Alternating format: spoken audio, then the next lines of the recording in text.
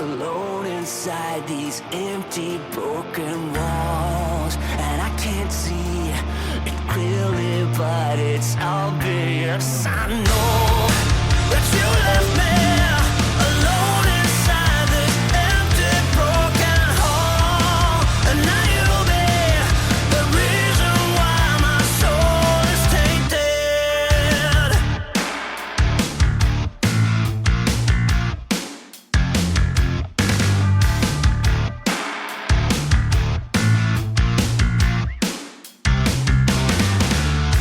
Somebody help me, 'cause I'm feeling trapped and I don't know what to do.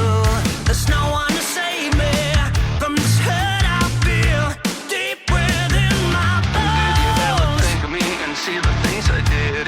Sold my soul and everything I was to the lowest bid. Crawled into your poison dome, yet every single time you got into my mind, you got into my mind. But all I ever wanted was you. But you left me alone inside these empty, broken walls. And I can't see it clearly, but it's obvious. I know that you left me alone inside this empty, broken hall. And now you'll be the reason why my soul is tainted. So how can I fix this? 'Cause I need to stop the aching in my head. My heart is breaking. Yeah, I'm tired of being stuck in the past. Did you ever think of me and see the things I did? Sold my soul and everything I was to the lowest bid. Crawled into your poison dome, yet every single time you got into my mind, you got into my mind. But all I ever wanted was you. But you left me alone inside these empty, broken walls. And I can't see it clearly, but it's obvious. I know that you left me alone inside this empty, broken hall. And now you'll be the reason why my soul is tainted. The reason why my soul is tainted. You're the reason why my soul is tainted. You're the reason why my soul is tainted. You're the reason why my soul is tainted.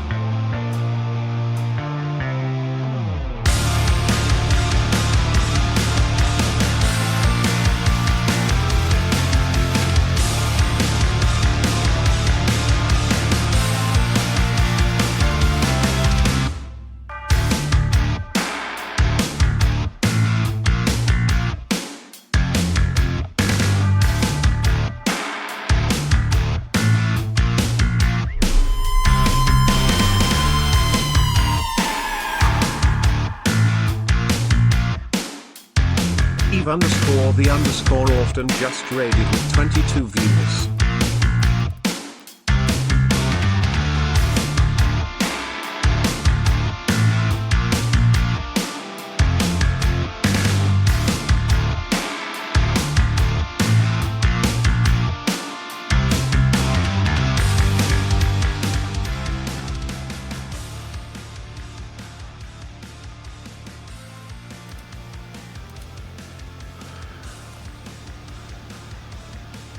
Eve the Orphan is not gay, just like Bruno Mars. Right. I think I spoke to a few of you very recently, actually. Welcome to our next episode of GMs Chat, where we will talk about something, probably. We'll see. Do a couple shout outs for some of the people that are in here that I know that have said something. Keep things behind. No! Rude. I saw Dusk say something. There we go.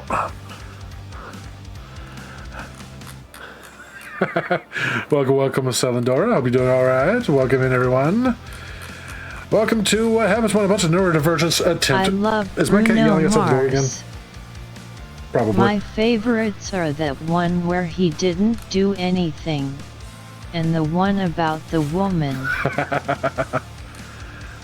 Finally set my shot. Come on. Nice. Well, without further ado, let's go ahead and change the music to something a bit more fitting. There we go. And let's go say hello to our friends. Hello. Hello, Hi. hello. It's been so long. Oh god. It's been so very long. You might want to Did put you- him behind the table. Nah, let them all see the meat. Oh, See the brain cylinder in all its Great. glory. wonderful. We like terrifying imagery in this house. I'm scared.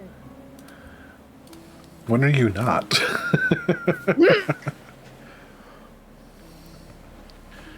Gray matter patty. It does look like you could make a hamburger out of that, yeah? He was a bit quiet. Let me see.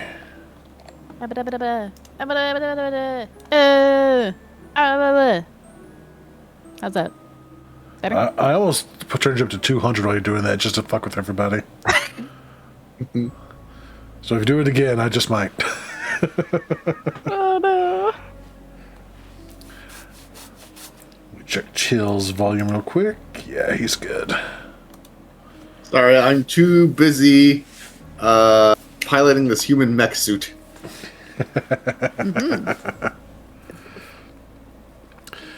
So, I don't think I've talked to you guys in a while. How have you two been? I know, right? It's been forever. So much code. So much code. Oh, I imagine a lot of code needs to be involved to pilot a mech suit properly. Even if it is made out Yeah. of meat. That's a good question. Do you accept hero pats? Here, pets. Yeah. Probably not. I'm not sure what those are.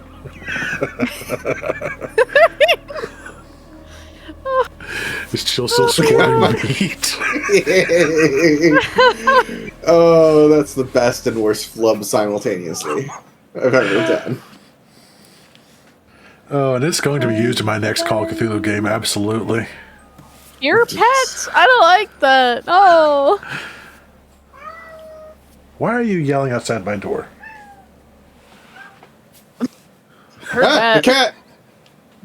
It is being vocal. So. That was a fun little don't laugh challenge we just had. Yeah. That Eve lost. Yeah. You don't have to rub it in like that. Yes, I do. I absolutely Okay. do. Oh, Chill, are you okay with me putting that on YouTube? Yep.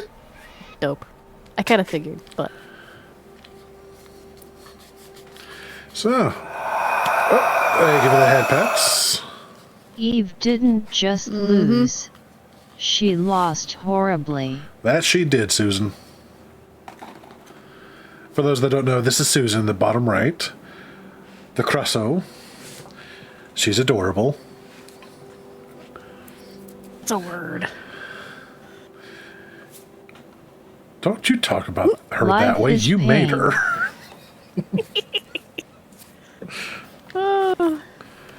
Yes, and She looks like ingredients.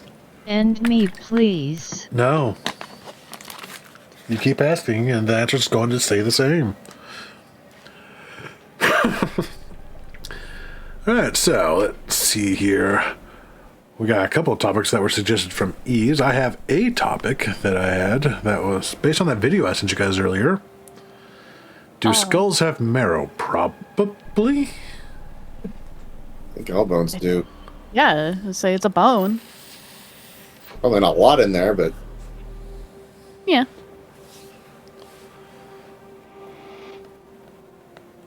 I would assume like around the jaw area, especially. Because it moves around a lot, so yeah, probably around the jaws. Yeah, good point.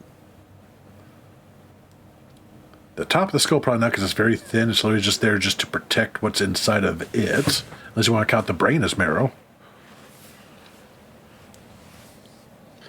The crown? Nope. Yeah, one thing around the crown. So, one of the topics I had was that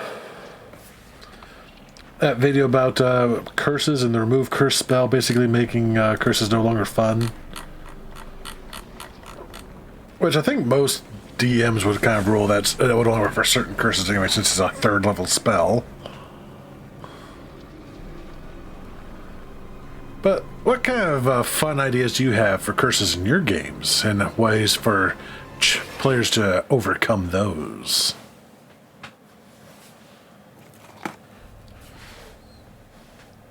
Don't everyone talk at once. well, Thinking. well, Go ahead, Joe, please. for Steam Legends, I had a few curses. There was a specific type of thing where you had it until it was removed. You can get a spell and do it, but there's like a curse of stupidity, curse of weakness, things like that. They're pretty straightforward. Curse of stupidity was fun though. Oh yeah.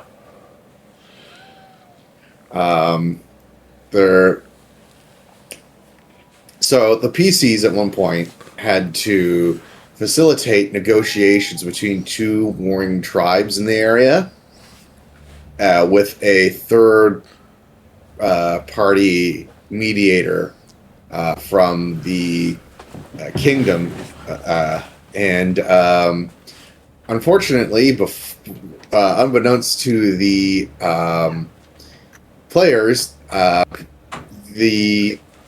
well, actually, they did know about this. There was an intellect devourer running around. And beforehand, the mediator ran into the intellect devourer and got his intellect devoured. And so he came to the negotiations as a complete dumbass. And the PCs had to deal with the fallout of that. So, fun That's times. hilarious. Yeah. I like that. Thank you for reminding me, Di. Although that wasn't me. That was because of chat. That was a fucking prompt. Somebody redeemed TDC prompt and put explosive diarrhea, and Okay well, then. for me it was. That's what that was from? That's what that was from. I want to God. say that might have been a Mac prompt, but I don't remember for sure. But yeah, but for me, I mean, obviously, you know, it being World of Darkness, I was that wasn't you. Who did explosive diarrhea? Wasn't me. I can tell you that for free. Really? Who the fuck redeemed explosive diarrhea? Or was it? No, I don't think Treat usually does those. Who the fuck redeemed explosive diarrhea? Anyway, I was trying to come up with rotes, for the Verbena mage to use, who was trying to become a lich. A noble purpose. And, yeah. I still love that, Ken did successfully fuck up her ritual by, getting the Tremere to create poison vitae and then just stick it in her blood tubes. Yum yum. Thank you. Thank you so much. Oh, it's gonna be on YouTube too. Wow. Too much Too bitch, much not bitch, enough not lich. enough bitch. Yes. Oh man. But yeah, I was just trying to think of rotes. And really thinking about it, yeah. Near any of the spheres in Mage Ascension could be, like, you could use them for a rote that is basically a curse. Yeah, true. But life is especially fun because then you can fuck with their bodily, inner workings. Yeah, like explosive diarrhea. Yeah, like give them explosive diarrhea. Oh man. It's just like I wanted to try to think of like what are some fun things I could do that's not just causing damage. Thank you for the head pats. I can understand why that dude kind of made the video, because a lot of the spells in D&D are just, at least especially in 5e, are just broken. Like a third level spell being used to just break any curse ever is like, that's a bit much. Fair. There's also what annoys me with cursed items is like, the spell identify they made basically completely useless because you don't need to cast identify to know what an item does anymore. It's literally just used to see if an object is cursed or not. Because on that, you just take a short rest and you identify what the item is, which I think is so dumb. Or just do it as a ritual. Yeah, if they did it as a ritual, that would at least make the spell useful, because it requires a material component that you have to pay for. So it just being nothing more than a curse identifier is kind of annoying. Yeah. For the curse removing spell, can't you just say, oh, it doesn't work on this curse? It would basically be homebrewing it to, like, I would say if it can handle minor curses and maybe some magic items that are cursed, but a lot of people will look at it as rules as written. A level 3 spell can break literally any fucking curse. But there's a lot of stuff we've had to homebrew over the years to fix things. You still want that credit card swipe, Laura? Oh, Lord. Hello, Ollie. Get off the keyboard. Aye. Ollie, get off the keyboard. There's plenty of space on the bed for you to lay down on. The keyboard. You touched my hand for pets, okay. You goofball. You are an utter goofball. Because I have, like, for mage, I've done, I don't think it was necessary to break curses, but, to otherwise identify and or negate certain spells, I have before basically done a roll-off. Basically a contested arete roll versus the person trying to affect the spell and the person who created the spell in the first place. Yeah. One of my favorite curses, I think, is the ones that basically turns a player into a sleeper agent. You need to make sure that your players are cool with it, though, because it basically devolves into PvP a lot of the times when you do that. Yeah. Yeah. But I find that most players are cool with that just because of the fact that it's not really the player being an asshole and betraying everyone. It's some situation that caused it to happen that no one picked up on until it was too late. It's fair. Like, you know how Vecna did that to Yep. a certain water, Jinsai. So funny. She played. They played that off really well too. It's so funny. Oh my god. I think like maybe one person maybe had an inkling, and everyone else was just completely stunned. I had an inkling whenever after they first read the book, and then I forgot about it up until the moment that they turned to Necro's character. It was just like, what, is he a trick? Oh. Hey kids, you want Was to he see a something magic really trick? shocking? It's like, oh yeah, that's right. Shit. Oh yeah, Sprig and Singer. Hang on. There we go. Damn it. Did I shut it on just yet? I think I did. I can't remember. Let's find out. I was literally just scrolling up for it.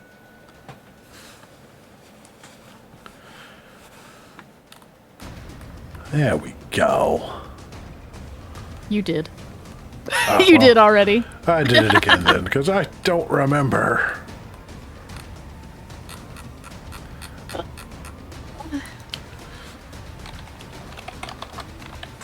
Yeah, you get everybody else. Okay.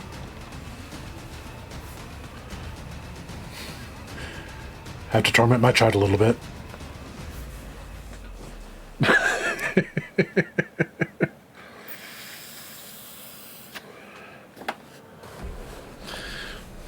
My memory is really good, but I also shot at a lot of people at the exact same time. I was like, okay, I noticed I missed one. Did I miss anyone else? I was like, be on the safe side.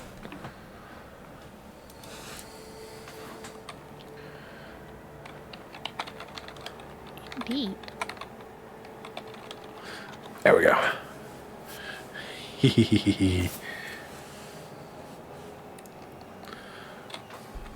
Well, I couldn't fit you guys in the titles. Let me do it this way.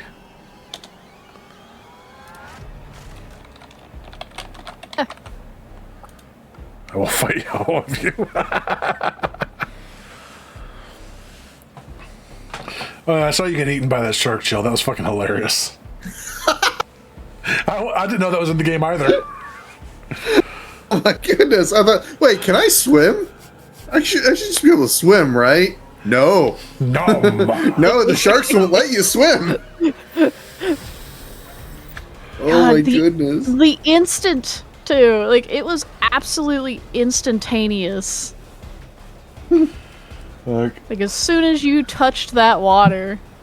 I had no idea that was a thing. Which, that's fair, because, yeah, vampires can swim, because they don't have to breathe. So I can see them putting that shit in there to keep people out of it. But, Rokia says, wow. "Get the fuck out." Oh, my Oh gosh, no, there's- Lava Girl would have been very helpful in this situation. Oh my god. Just. Oh. Oh god. Yeah, but going back to the curse thing, there are plenty of stories where you have an entire epic side quest, or just basically it takes over the game itself, to where you go off to try to find a way to break a powerful curse.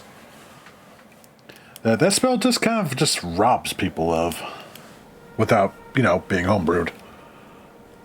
Point.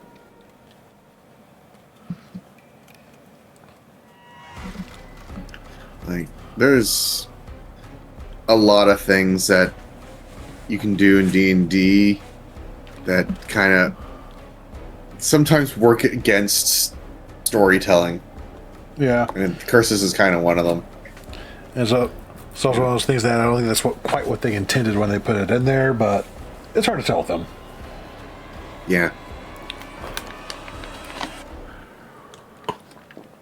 Like the fact that I'll never stop being mad about what they did to the undead. They made them such a non-threat, it's not even funny. Like, oh no, it sapped my strength and I'm so close to death, I know, I'll take a nap. I'm all better now. Ugh. Every previous edition, you had to go and do preparations before you fought any undead, so that you could recover First edition. from it. First edition. third. First edition, level loss was permanent from level drain. Right. Let's say not even what was it, Greater Restoration? I don't think not even that could fix it in Nope. first edition. If it even was a thing in first edition, yeah. Yep. You get touched by a poltergeist or a wraith, I think. You get touched by a wraith. It's 1 die 4 Shadow? levels. You just lost. Yeah. Was it not Whichever one it permanent is. in- I thought it was permanent in third edition too, or am I misremembering? No. I think you can get a restoration spell. Yeah. To restore them. Ah. Still might only be Greater Restoration, maybe, but Which is still a pretty powerful spell, but like. yeah. But there is a fix. Yeah. Unlike before in the olden days of get fucked. That was back when poison could just instantly kill you. Yeah. Oh god, poison. That's why I avoid poison to this day in D&D. Right. It's not as lethal as it used to be, but the feeling is still there. That's true, because I don't like instant death traps as a general rule, unless it's something that everyone is aware is in play. Yeah. like, for example, Call of Cthulhu games, where I have to remind people time and time again that combat is very fucking deadly. It's like, death happens very easily because you are a weak and squishy mortal. If you step up to someone that's got a shotgun pointed at you, you will fucking die. Yeah. Or, you know, decide to go play with the rats, one of the two. I still can't believe we all survived against the fucking zombie thing. Y'all got some good rolls at that point. Yeah, that was insane. I cast Power Word Kill. I was actually going to do this as Vecna if they hadn't teleported away. I was going to kill 2 of them with that spell.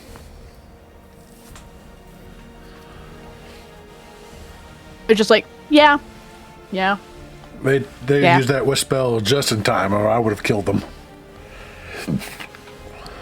It worked out. That was the second that Maury was like, "Oh shit, we want to draft this one." So I was like, "Okay, taking the gloves off, time to start murdering." As I'm pretty sure you and Necro were both well under 100 HP at that point. Oh yeah. So that would have instantly killed the both of you. And then I could whittle down the barbarian after a while and kill them too. Then I would have turned Tish into my apprentice / undead servant. Oh god, that was a fun game. I'm looking forward to the continuation of that. The Lich Vagina would have lived happily ever after. Or unlived happily ever after? Sure.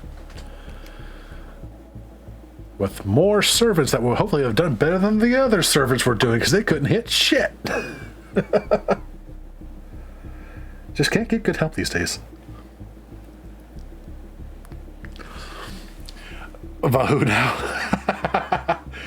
Well, you see, Necro made a wish that the name Vecna in all of its written forms would forever more and hence be vagina, because the game was called Don't Say Vecna.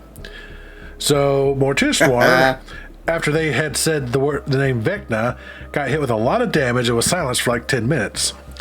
So their idea was to replace the name with vagina. Necro loved it so much he made it a wish to make that happen, which just amused Vecna, because like, now my secrets are even more safe. And to ensure that it remains safe, you're all gonna die now. I still love that you reminded me during that one watch party, and I was just like, fixed it! You can say Vecna, you just can't write Vecna. Anytime it's written, it turns up as Because I was vagina using now. text. Yeah, I was using text chat at the time.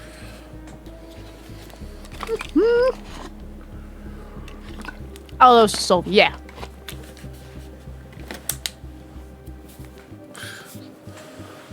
Oh my god, but yeah, so always got the joke. That's always fun, which is why I will still, to this day, anytime I'm writing out Vecna, I'll replace with a vagina just for that end joke. Which that video isn't up on YouTube. I think I linked it in my Discord somewhere. Cool. It was a lot of fun. That was a long session though. It was like, what, 8.5 hours? Oof. Actually, I probably just find that link real fast. Yeah, it should be in my Discord. No, I was just gonna go to YouTube. That works too. Alrighty. Imagine you're just at the doctor's office and talking about your junk and all of a sudden you just die. Why are we exploding me? Hello, Taro. There you go. There you go. It is a fun watch. Such a good game. That was so good. And there is going to be a part 2 at some point, because Vecna's not done with them. Throwing me down the stairs. The fuck is wrong with you guys? Get yeeted, bitch! Oh, man. I still can't believe the grapple actually got off. Yeah, thanks to the fact that I kept forgetting I had foresight up. Oh, yeah. I still can't help but imagine that was basically like that Hulk and Loki scene. Puny gods, like, oh, I'm gonna show you.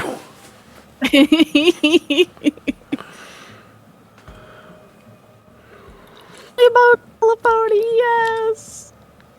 Oh. Oh, it's so good. Let's see. I think one of the other topics was what? Emotional tension?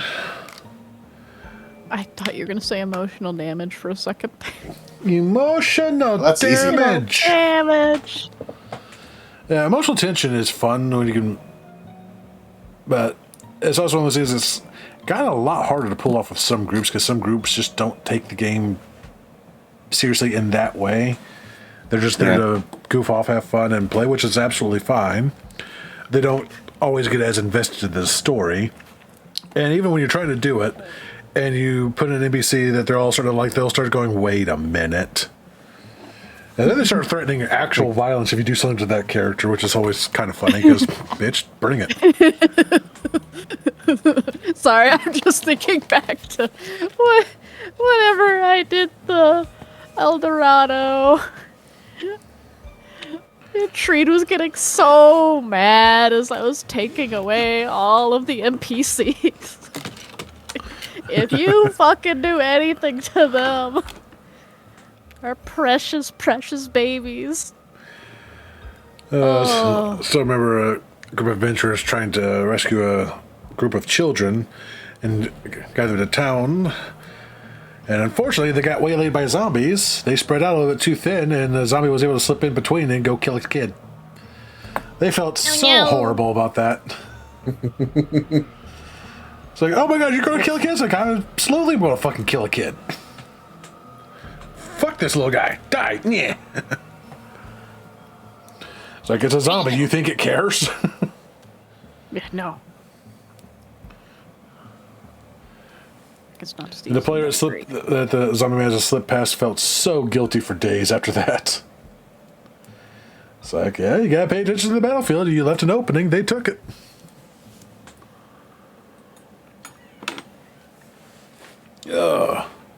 Who else is yelling outside my door? What the heck?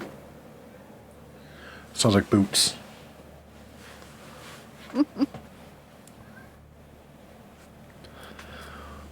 Bumba. Ooh. Damn, a 10-stream streak. Nice.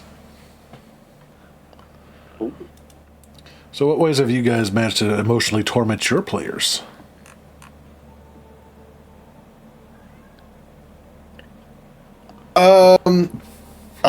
Okay, so the conclusion of the Prime Monster of Canada, I had, there was one of the characters managed to get a shotgun with 6 rounds of Dragon's Breath shells. And there were 2 enemies. They were both possessed by gorehounds. One was further along than the other. So one of them still looked really, really human. And I had the second guy grab a camera and start recording the confrontation with the rest of the crew and the bigger, more possessed, Bane-infected person. And when they finished him off, and the guy shot him, the other guy, the cameraman, with Dragon's Breath round, and the guy kept recording. Oh.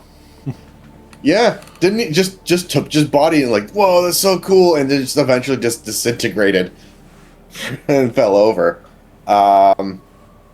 And they found out later that they could have saved him because it wasn't that far advanced. Oh no! Yeah. Damn. Wow. Gotta love that. Yeah. The larger one, that guy was far gone. Like, there was nothing you could do about that. But the cameraman, they could have saved. Lar. What?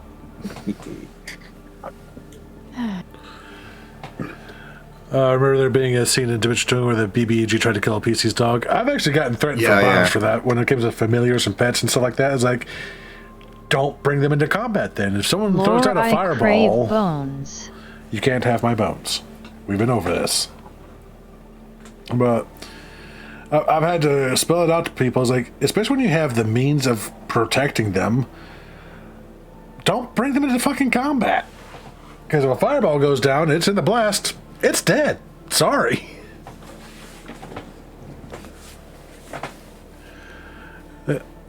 like people leaving their horses outside of a dangerous location as they delve into the dungeon or whatever. And then they come back and see that the horses are dead. It's like, well, what the fuck did you expect? I mean, you have the tools at your disposal to make that a lot harder to happen. Like, there's spells that literally cast like a guardian dog at that area that will help protect the animals. Yeah. Or wards or alarms, anything. Woe is Susan no hands to steal bones with.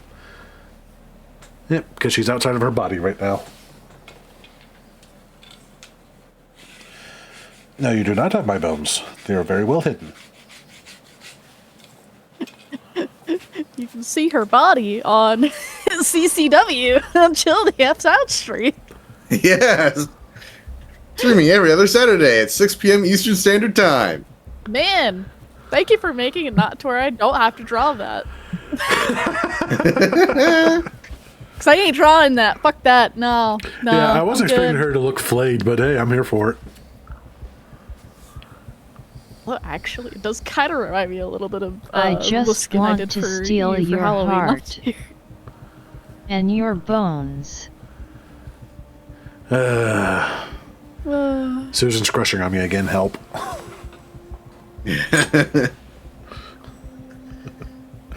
Oh boy. Can't wait to get back into that. I'm looking forward to it. Did we actually define emotional tension for Die? Wait, what? I asked define emotional tension. Let's see. Best way I can think of describing it is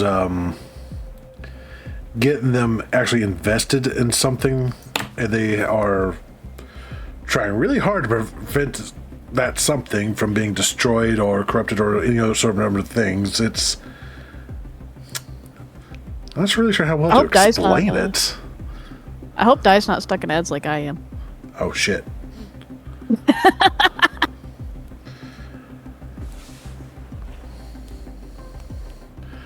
Good old ads, always interrupting me.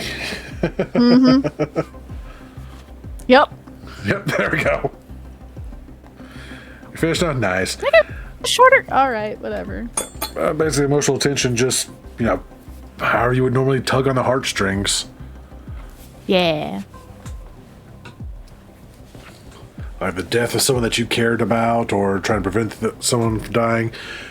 I mean, Call of Cthulhu has an entire thing of it's like whenever you lose sanity or actually go insane, something could happen to one of your traits, like your treasured person, and they actually give you a chance to put one of them as your key trait, which means that the keeper can't fuck with that without giving you a chance to do something to protect it.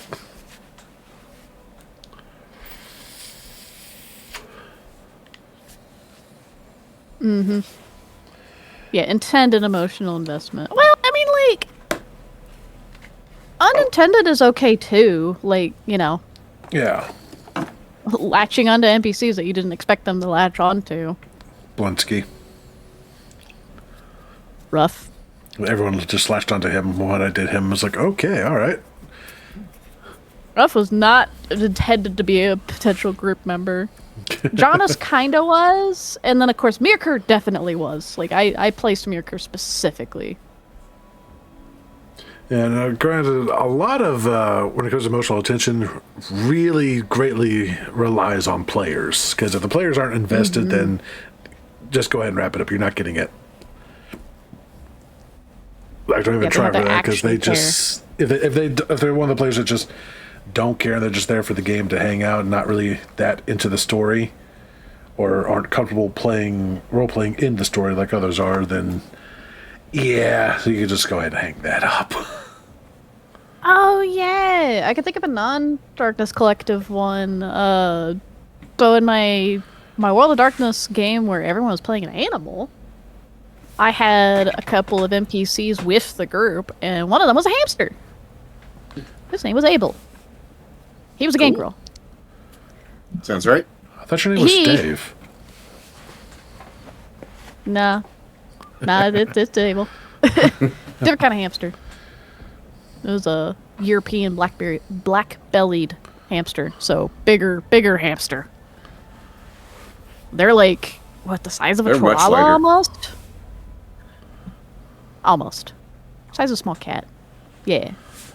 Dire Yeah, they're hamsters. like dire hamsters. Mm-hmm. If you don't care about your character even a little, why bother creating it? Don't know. Some people just literally just use it as a escape to cause mayhem and chaos. There's plenty of games out there where there's just murder hoboing, and they'll to have like socialize. some personality, but not that much that they're going to be that invested into it. Mm-hmm. It all And then really there are depends. others. And then there's others that just like the game as like presented it mechanically, like the strategy yeah. of it, Yeah. I've seen those. which is fine. And there are just some people that have good headcanon, but just aren't comfortable role playing, so they don't get into the character to get it as emotionally invested. True. But yeah, I made them think I squished the hamster in a trash compactor. Hey, guess what? He had enough protein for mist form. Oh, good. So he just mist formed out of it. He just showed up behind them and just like, why are you all crying? Yeah, I didn't turn into pink mist this time. Not this time, no. Not the wildest That's way for a regular hamster to die. Could have been worse. He could have been a gerbil. If you know, you know. I mean, I had a different hamster eat someone's heart, but you know, that was different. Oh, Dusk knows. Good old nibbles. Good old nibbles. I love nibbles. The person wanted a rewrite. It was at a Bleach game. Real hamster behavior. I mean, this hamster could teleport anything into its mouth, including body parts. Oh, dear. Yeah. It's an SCP. It's great.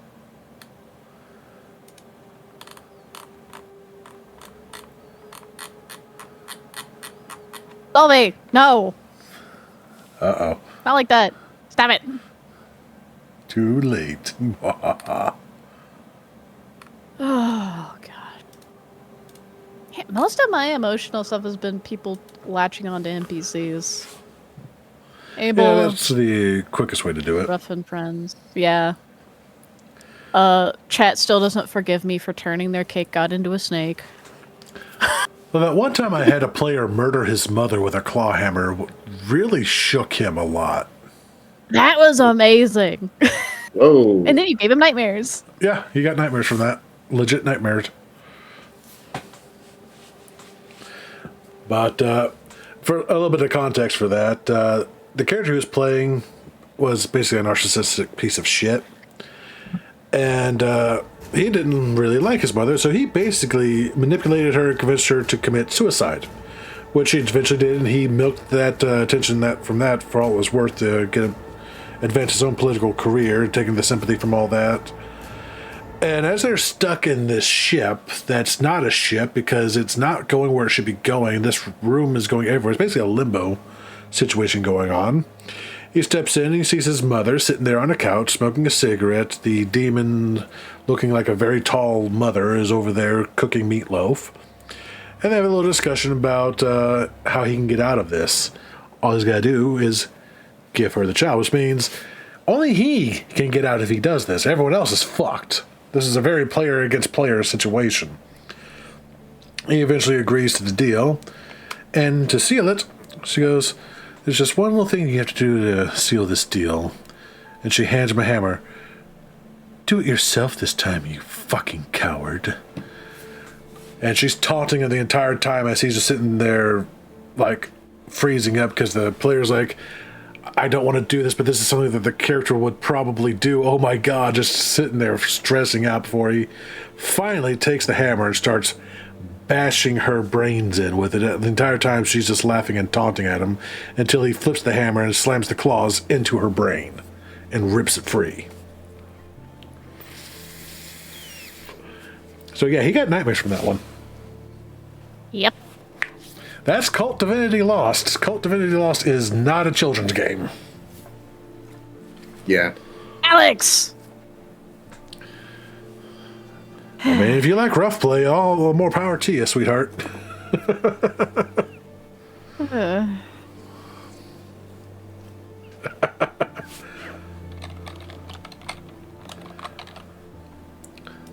So yeah, I think that was probably one of my most emotional tensions I've ever managed to pull off. Oh, yeah. That was a better reaction than the glistening finger incident. That's emotional damage. That's emotional damage and trauma.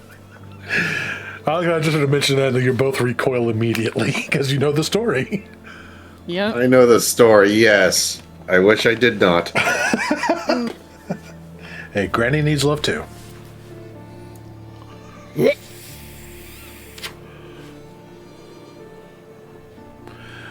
Oh, that was such a fun game.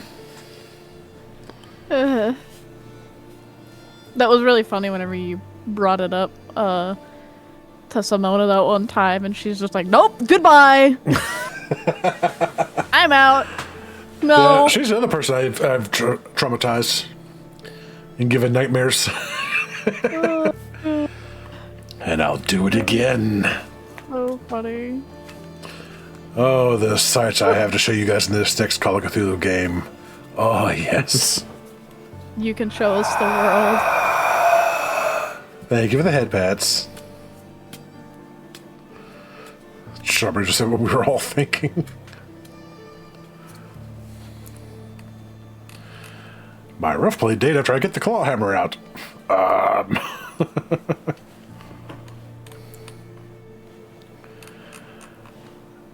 I still have those screenshots, of course, because I screenshotted those immediately when they admitted I gave them nightmares and traumatized them. Because that's like the highest form of flattery for me.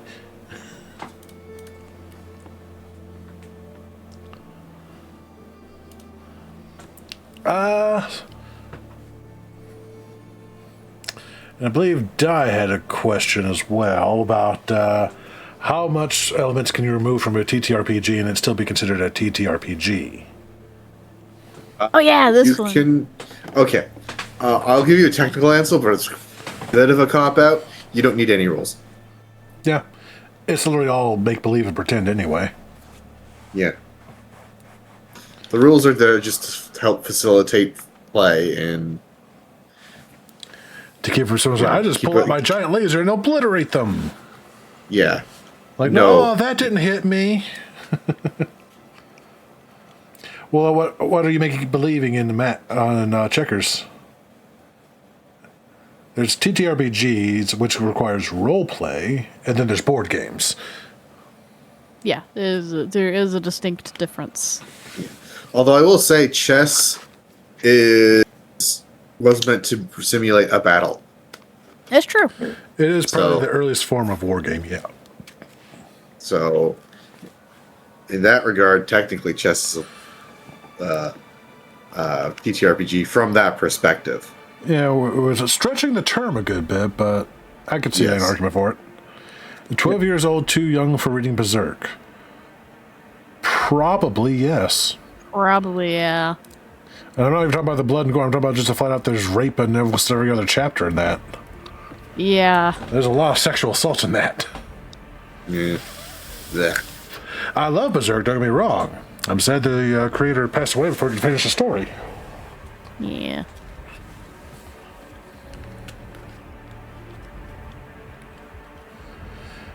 Sane is a statement.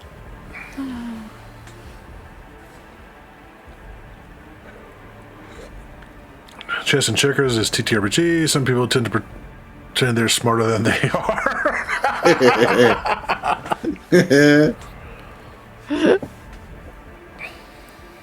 Oh my god.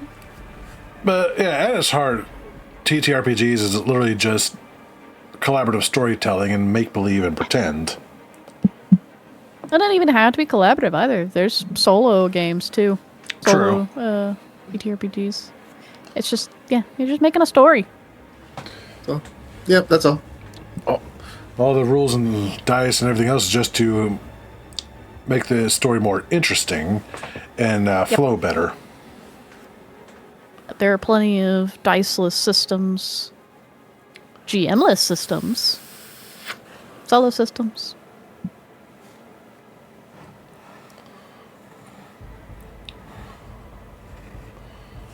Generally, I think it does need at least some story.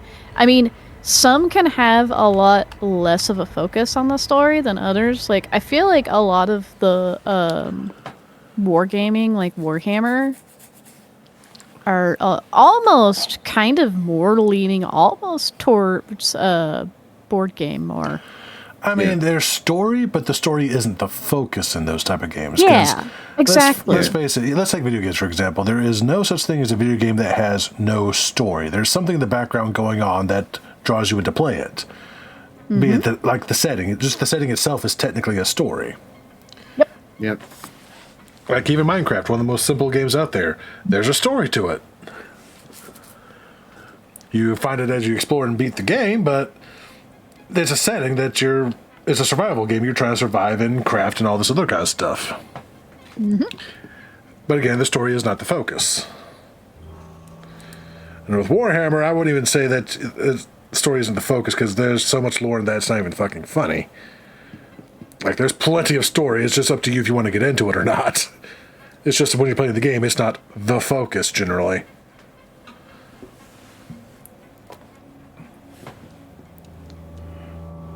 I'd wrap my head around that unjust. Laura, are you saying I'm insane? Yes, I'm saying you're insane. We're all crazy here. Crazy house, crazy ones. Warhammer, nah, it's Lorehammer, pretty much. Yeah. I mean, that's what happens if you've it's been writing not the lore focus, since the though. 80s. Yeah. Yeah. So. Also that, God, yes. It Like, was if really you're fun. playing 40k, you gotta go look for that. It's really Yeah. fun when you're looking into the lore of it and you see a lot of the contradictions. And someone explained it to me really good. Well, explained to everyone really good because they're one of their videos. Icelander and Coda. I love their lore videos. It makes a lot more sense when you're looking at the lore, and basically thinking of yourself as an Imperial scholar, reading through all the propaganda, the censors, what's been covered up and what's been uncovered, and how often the Empire itself, the Imperial, will contradict itself and just hide or destroy information so that you can't find it. Or just flat out lie. It's like, yeah, that makes a lot more sense. That makes a lot more sense with a lot of these retcons and whatnot. Like the Jane Stealers. They didn't used to be Tyranids. They used to be something else entirely. Oh. I kind of wish they'd stuck with that. A lot of people do, yeah. But here we are. Slouse, hi mom, hi father, hi Jill, Susan. Respectful, dignified Susan. I won't even say respectful or dignified, just Susan. Like, acknowledging According but to not all laws liking of it. physicists, there's no way a bee could fly. Bee a fly, there's no way a. Hello, my favorite Very, very strawberry unjust. fairy Yuwu. Maybe the current version is propaganda. Very likely. But if that's propaganda, man, what sort of hell is Gilliman really going through right now? Because that man's on the verge of a mental breakdown every freaking time you see him now. I swear they're gonna write a book where Gilliman and Lion finally meet in private, and Gilliman's just gonna have a breakdown in front of him. I think they're both going to have That's a how that's breakdown in gonna front of play each other in the private, honestly. That's what I think it's going to Yeah. go. It's like, dude, what Maybe. the fuck happened? I fully expect something like that to happen because Gilliman is holding on by like the skin of his teeth right now to his sanity. Yeah. Coming to terms with the fact, oh fuck, I really am a demigod. No. This was not how it was supposed to be. I didn't get one either. I see how it is. Wait, what? Didn't get what? Oh, you don't get a high. I thought you were asking for another shout out there, Unjust. Self-care. Let me do a little stretch. I'd say you could remove, going back to the topic, you could remove basically as much as you want from a TTRPG. Now, whether it's going to still be fun to play or not is another matter. I mean, if you're not using dice, cards, or something else to as a random element, Yeah. it can literally quickly devolve into a children's game of cowboys and Indians. Like, I shot you. No, you didn't. Yep. Real fucking quick. It's kind of what they're there for. I have a father, unfortunately. Yeah. What's that supposed to mean, Unjust? What have I done to you? The joys of collaborative storytelling.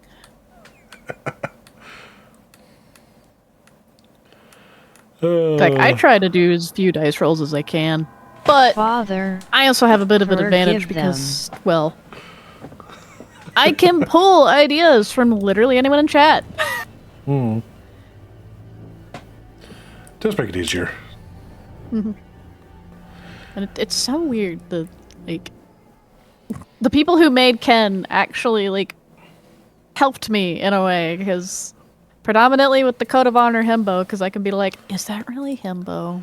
Is that actually very himbo? If I need to. You just need to trust the person you're playing with not to be a kid. About that. Even with dice, there are people I don't trust. There's reasons in my physical games I've made it a rule that the dice, when they are rolled, stay in the middle of the table and do not move them. Oh god, yeah. Multiple players I've had to kick out for just blatantly trying to cheat the system however they came by metagaming and doing all sorts of other bullshit. It's like, nah, we ain't having this. Yeah. Yeah. God, I still remember that. He would roll the die, and then before he would even finish rolling, snatch up and go, oh, nat 20. He's like, bull fucking shit. That didn't even finish rolling. You think we're stupid? Yeah, it's also about being a kid and more about just being shitty. Yeah. Yeah. But we've all seen kids do the Cowboy and Indians thing, so it was like the quickest thing I could Yeah. relate to. Oh, Everyone yeah. would know what I'm talking about. The idea of lying about rolls makes me so mad. Yeah, same. It's like, failure is more interesting than success in a lot of instances. Now, if you're having a shit luck night and you're just failing constantly, yeah, I can understand, like, wanting to kick the dice. And even as a DM, I'd be like, we need to do something about those dice. But every now and then, a failure is just good for the story.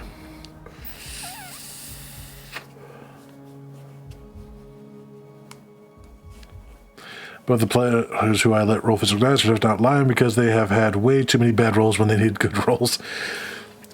I've always found a fun little secret with my dice, and I've actually started rolling in the open more often than not until they want me to hide them again. If I'm a player, my dice don't like me. Every now and then they'll be good, and I'll manage to get really good shit, but more often than not, my dice are out to get me. If I'm the game master, I'm running the game, my dice are out for blood and you will die.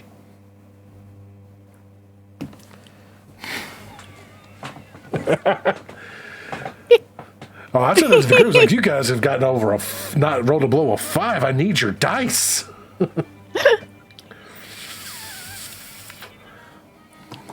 I'm scared of GM lore. Yeah, a lot of my players get scared of when my dice come out. This is why there's some game systems I've been getting into where I don't have to roll dice. Like Cult and Paranoia. I don't roll a damn thing in those, so anything that happens is on the player. Those are some really different responses there. What did you achieve in my life?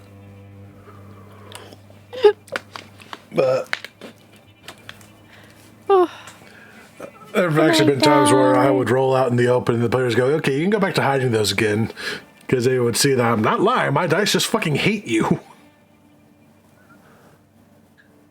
So funny. When the dice want to tell a story, that story is your death.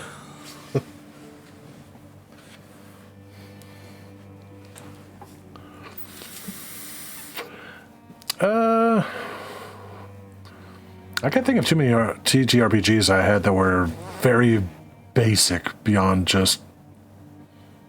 I think the one I saw was like using a deck of cards instead of dice, which was It doesn't have the same feel to me, but it's interesting.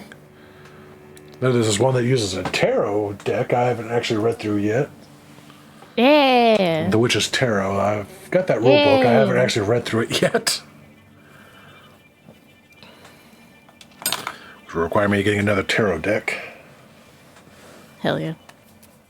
Because my old one is somewhere in the ether. I don't know where it went. I know. Well, it's not that expensive.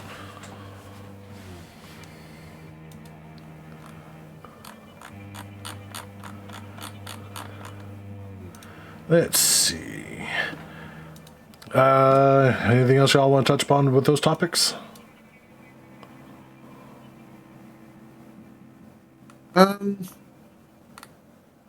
No. I think the minimalist TTRPG thing is an interesting topic to talk about. There's different levels of crunchiness to each thing, and some people like some crunchy bits, some people don't. And it's all fine. It's just trying to find something that's preferential to you and your group. Yep. Yeah. I really like. I think I've mentioned it before. The Tavern Tales. Lord, it'll be here soon. Yay! The old system. I need to ask for that PDF. Damn it. If I remember correctly, the GM doesn't roll anything. And like the rolling what rolls that the players make, it's based on tales. If you succeed on your roll, you get to tell a good tale. If you fail, the GM gets to tell a bad tale. And there's more to it than that, but that's like the very... Yeah, I need to. I didn't have the chance to today. That's why I was like, fuck. But yeah. That's another game I want to run one day is Tin Candles. Sounds very interesting. Yeah. Why Yeah, I've is heard the good things about stinky that one. owl small? Mm-hmm. You want Why to is talk about Tia suspense? small? Huh? Not Yeah. that small in this scene. Huh. Yeah, I can fix it. There. I'm scared. Oh my god. Hey! Hey! Look out, Jill. Hey! She's going to eat you. Hey! I'm not. No. No, I wouldn't do that. Hey! Oh god. Looks so good.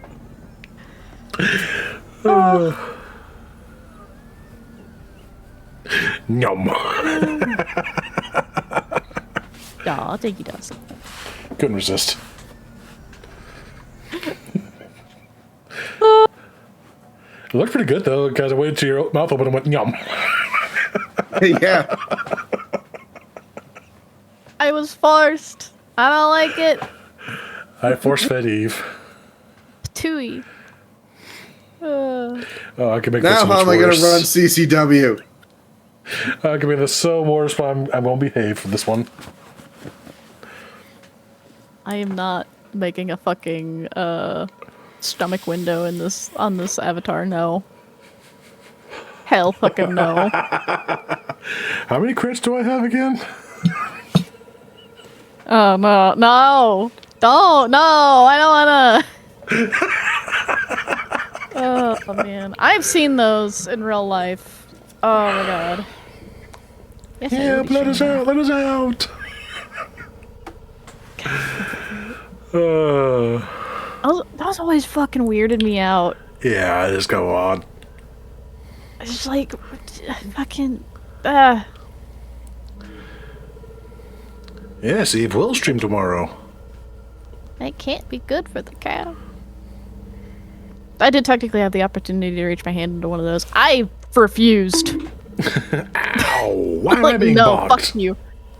Abso-fucking-lutely not. Rude. That might be meant for me. I don't know. Or that may be just for you because of the whole, yeah. Not force feeding me. Thank you, Carito. We should be very careful about how we phrase that for those words. I would rather not play that on my stream, but maybe after.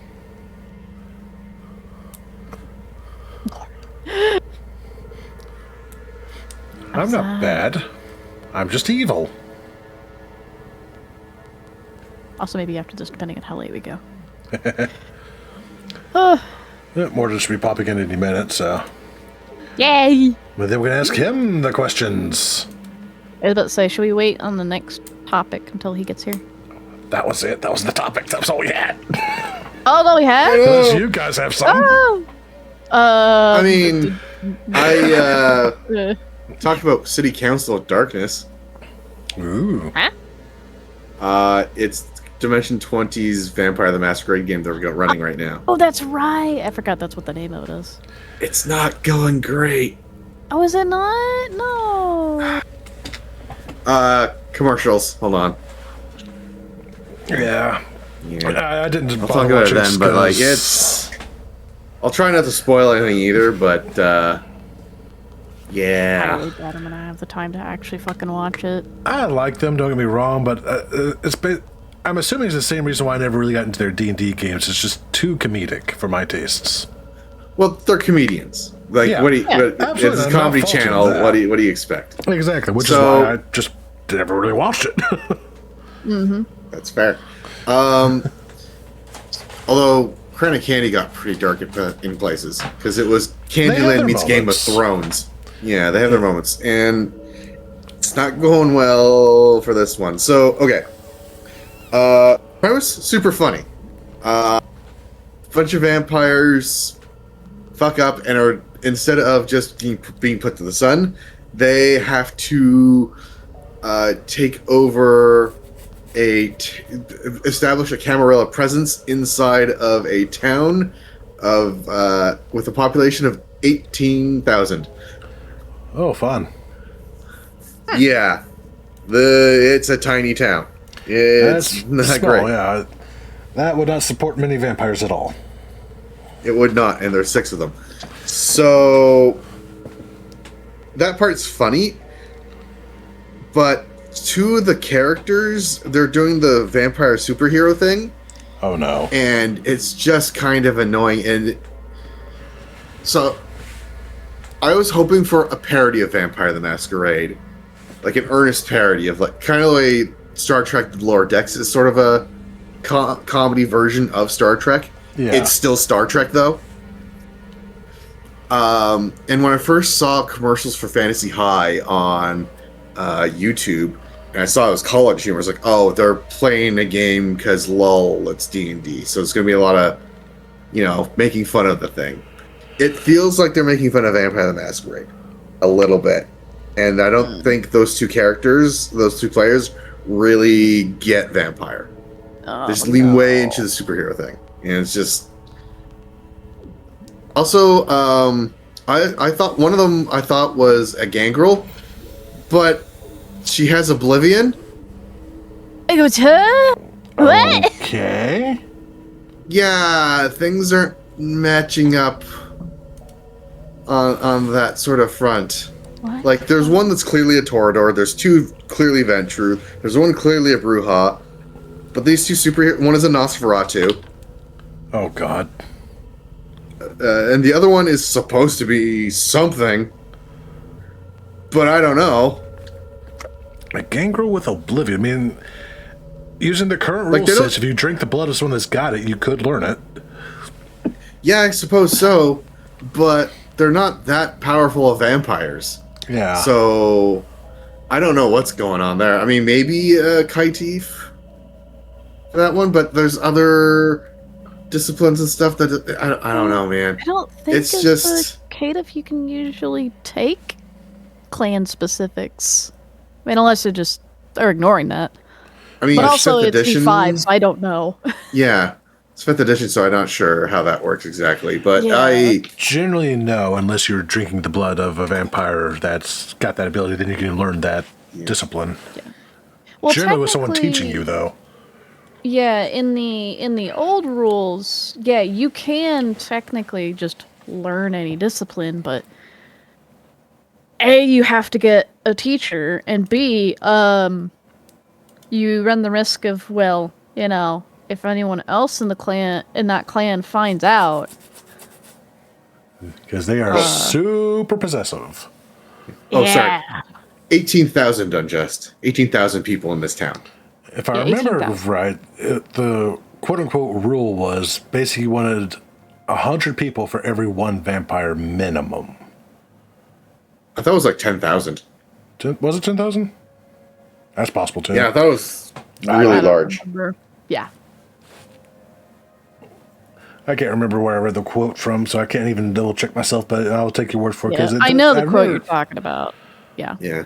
Because that way, yeah, 10,000 would actually be a much safer estimate, because then there's less chance of being discovered because you're feeding on the same people over and over again. Yeah, I think that's the reasoning. Well, it's part of the reasoning. I think it does also kind of count into the fact that you're, well, trying to make sure you don't kill people. Mm-hmm. So to be able to cycle well enough, so that way, because, it takes the people a while to get their blood levels back up. Yeah. Because Yeah. they're just humans. Which is why most Vampire the Masquerade games that you see are in large cities for that very fucking reason. Uh-huh. Yep. Yep. There's not Or too they're many traveling around. Yeah, there's not too many rural Yeah. VTM games because, well, you get smoked up pretty fucking quick in those. You'd basically have to be almost all gangrels or gangrel adjacent bloodlines. Yeah, or you'd Yeah, be I literally think- the only vampires in that town, period. Yeah. Yeah. But yeah, I think. I don't think those two characters really get Vampire the Masquerade. I don't think they want to play. I think they want to play something else. But I don't know, man. I'm letting it cook because there are funny moments and stuff. And I like the premise. But Yeah, I like the premise. Like, that sounds interesting. But. Oh. But I don't know. I'm gonna let it cook for a while, but I'm kind of disappointed so far because I thought they're gonna treat. I thought there was gonna be like a parody of Vampire the Masquerade that from people that love it, but I don't feel like they do. I think they're leaning more into the improv-y, jokey kind of thing without really having really played a lot of Vampire the Masquerade compared to what they've played with Dungeons and Dragons, which is far more mutable and varied in terms of what you can do with it. Yeah. Oh, yeah. Yeah. And again, gonna let it cook. I want to see the werewolves show up because they've mentioned them in every episode so far. How much you want to bet one of them's going to be a werepoodle? Oh, no. I'm not going to spoil anything, but there might be. I think I know one of the werewolves has already been mentioned. It's going to be a bone But I'm not going to spoil it because there's people who haven't seen it yet. But I think I know who one of the werewolves are already. Yeah. Yeah. Yeah, so I'm not missing anything by not watching. I was tempted, but I was like, their style of gaming just doesn't really appeal to me that much, and that's a me thing. That's not a them thing. That's totally a me thing. Yeah. Yeah. That's fair. 21 Like I wish them days. nothing but great success, but I couldn't get into their D&D games because it was just too silly for my taste. Even though it did have some good serious moments, and that's again, that's just not catered to me, and that's fine. I would assume that's also, like, It's sad that I have to someone make that that's completely distinction healthy, too, Alex. because there's so many people out there that will take up arms and go, "How dare you not like this?" It's like I'm just not Yeah. the target audience. I'm sorry. That's fine. Yeah, that's fine. Exactly. Someone can, you can like or dislike a thing. It's totally fine. It's fine. Internet. It's fine. It's fine. fine. It's fine. It's fine. It's fine. Snails want you to self-care. Oh, I guess we could also like take a quick break. It's I guess we fine. could while we're While we're waiting waiting on on Morden. Morden. So we'll take 5 to our little safe care. Says Susan says along with everyone else, it's fine. It's fine. It's just so sad that we're at that point in history right now that you have to defend yourself from going, I don't really care for this. That's fine. It's just not for me. They're good. I just don't like it. Yeah. Like there's plenty of people that don't like the way I tell stories because they're insane. If you don't like pumpernickel, that's fine. How dare you not like pumpernickel? God, I haven't heard That's that how. in a That's long you. time. That's how you sound. Right. I'm trying to remember the last time. I'm sorry, just flashback. When was the last time I had pumpernickel? It's been a hot minute. So that. Hi, sus. Hi, Sus. We're about to go AFK for a few minutes and stretch our legs, so we will be right back. As usual, I'll mute Be myself, happy. but not you guys. We'll see I'll if be I back beat too. you back again this time. Be right back.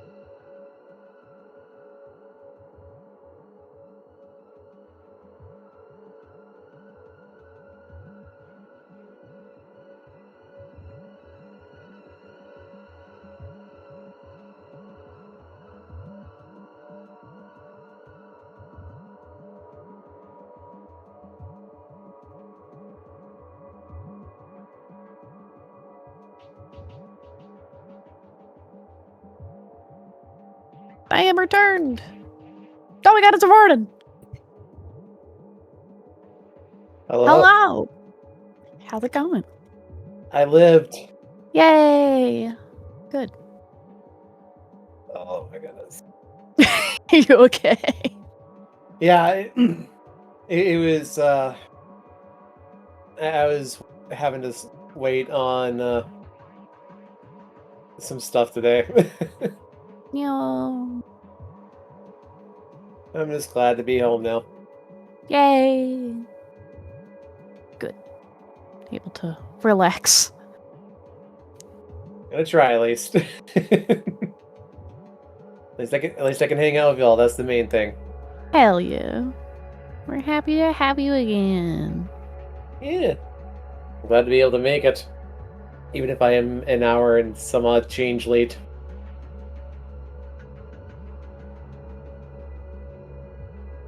Yeah, crap.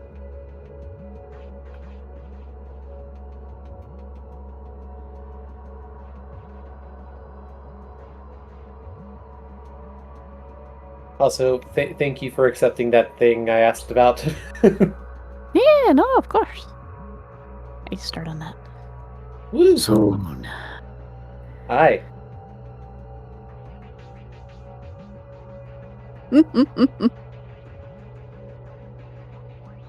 Oh, hey, it's somebody I just met the other day. Yeah. Hello, Sylvie. Hi, Snails. Close some shit. Goddamn, I still have stuff open for stream. This is perfectly fine, I promise.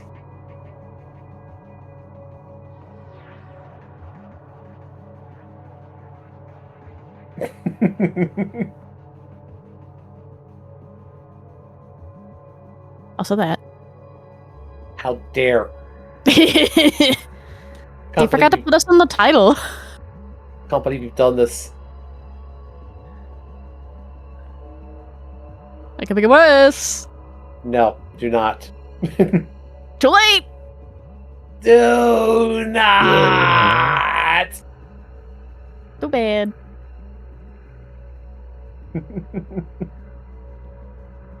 Oh, we've not been talking very long. I basically, like, just got back and said hi to Morley. Yeah. I just arrived. It's been a long day.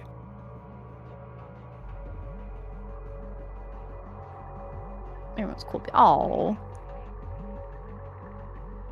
Huh. Oh no. You hear it does. Hey. I apologize, I'm not in the cool party, but that's fine.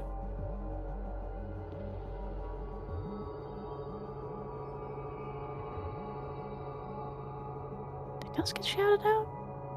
I think. Yeah, no, Dusk got Good. shouted out. I was gonna say, good question, Mega Man.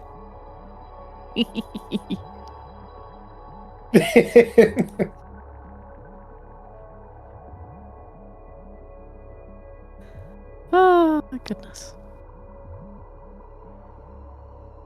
Ugh. I'm so tired. I know the feeling. Ugh.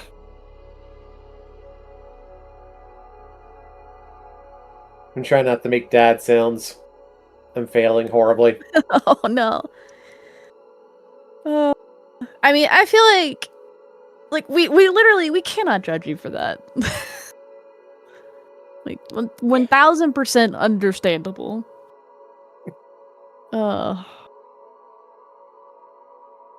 I'm just tired because I before this did breaking news don't laugh challenge with news nerds. Hello! Ah, hello. Welcome back. Hello, Morden. Hi, I've arrived. I double shouted him out. Nice. How dare.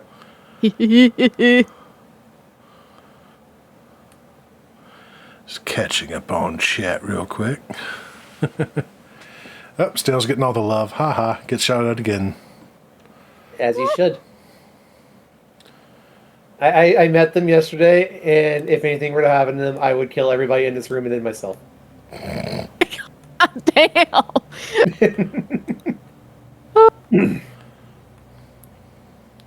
Okay, good. Yeah, I am following them. Good. I was. Oh, I've actually gotten a mega snails. Dragons think about Yeah. vampires. I don't remember. Don't worry about the vampires.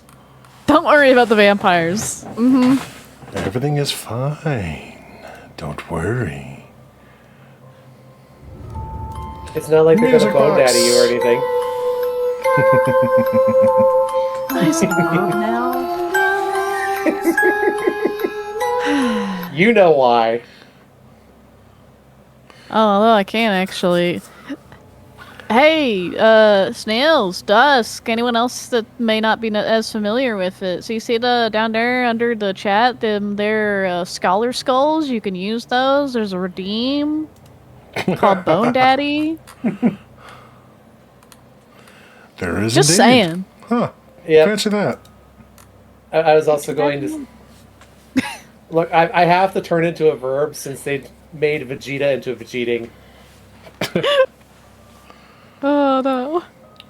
Nothing bad happens if Yeah, you press stop it. cheating. Nothing bad at all. Nothing bad happened. I mean, the only bad thing that happens if you fail a DC 22 wisdom check.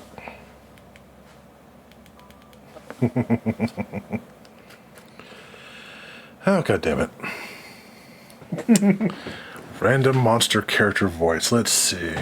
You also have to. Oh, and Morden is being inducted as a bone child now. So what character should I do to torment you with, Morden? Ow! That's the fun part. You're not I can't going be... to get Oh the my points God. needed if you keep doing that. Ah! Colby gave you a suggestion. I can't be tormented. Save I'm up already your, my your own torment. spells.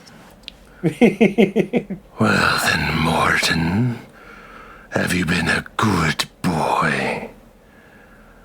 Or You know have damn you well been I a haven't. bad boy? I am a very Come bad on. boy. Give Papa a kiss. God. With tongue, brave. Well, I mean, if I lose one, I've got several 100,000 left.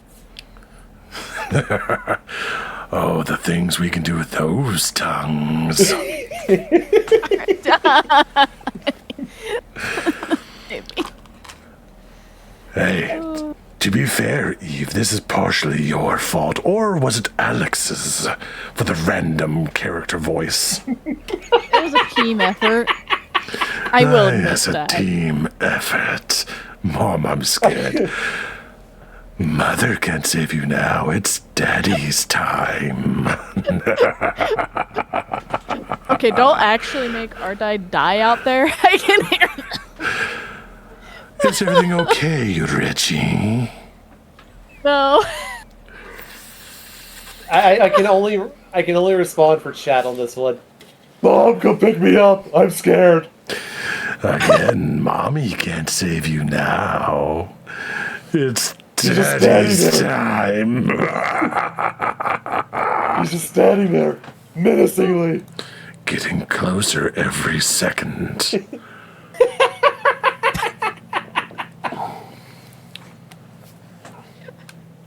You okay? I heard that. Oh, well, thank you for the Ow! That was rude, Kirito. Don't make me take you over my knee. Oh, okay. So it was my fault. I knew it was one of you. I just couldn't remember which one. No, I'm the reason Ardai making noises, I guess. That's funny. You see, Snails, this is what our dear Dusk is having to put up with for quite some time now.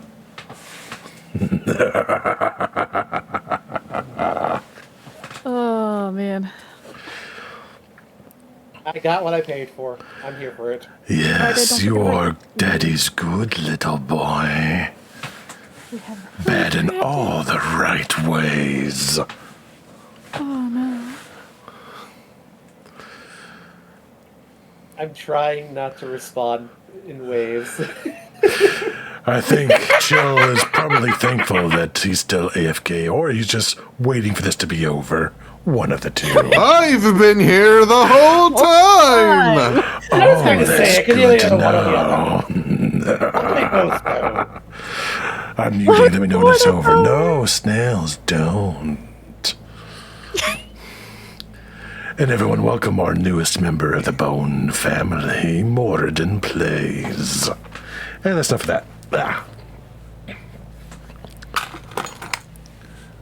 We're done for now. Damn the It's fine. vibrations that caused my throat.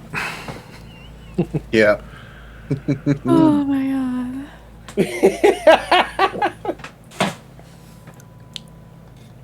I like how Salvi was running and hiding too. It's like, Salvi, you're the one that selected that voice. I miss Sylvia also running away. Yes, law is done now. Don't worry. It's just me now. I think it was Arda that's running away. Oh my god, you've got It's nothing fine. to do with this. Arda, please drink your That tea. was the voice I used on Cove when I was wrestling with his beast, yes. Are you good? I think it was the exact quote. Please don't cough up a log. Yeah, that's why I got water over here. No, I'm talking Yep. to Arda. Just remember, good, bad. I'm the one with the gun. Oh yeah.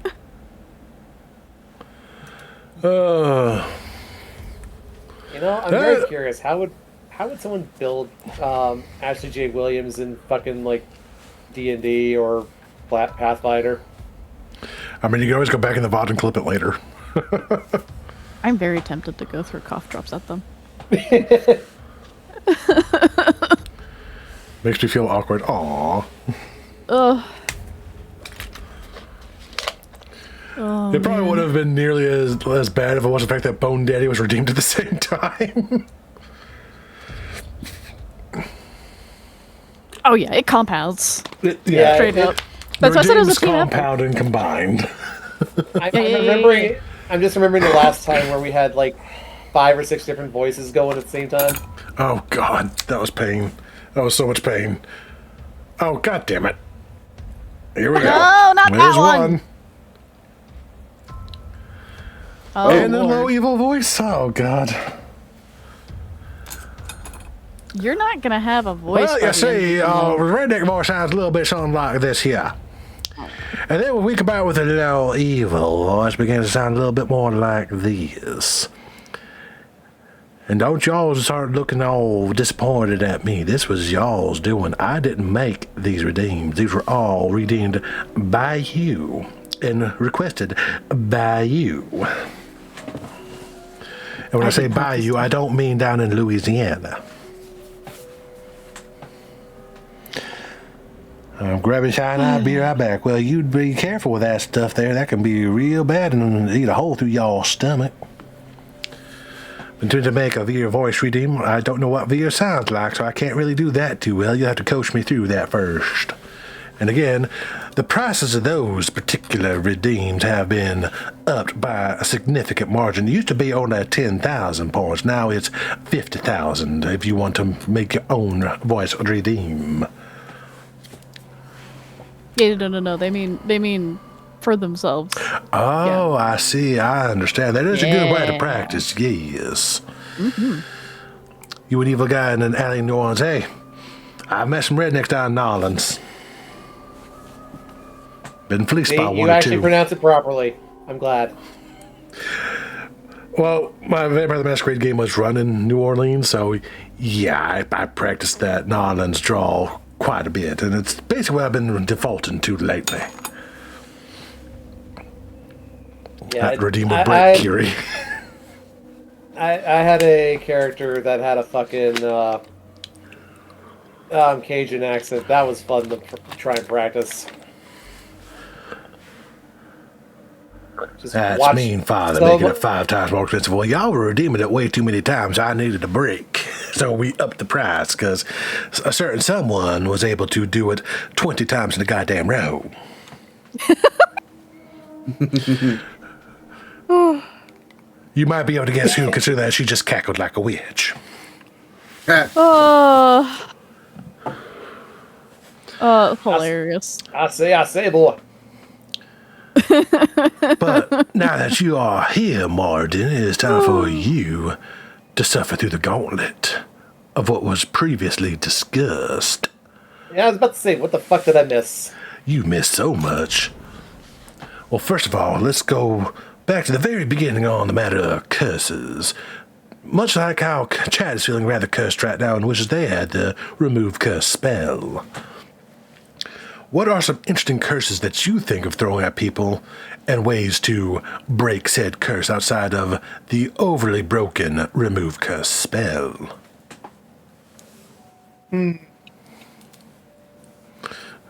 I just, one of my favorite curse ideas is anytime you happen to be barefoot in a building, you're just always going to find the edge of the table with your foot.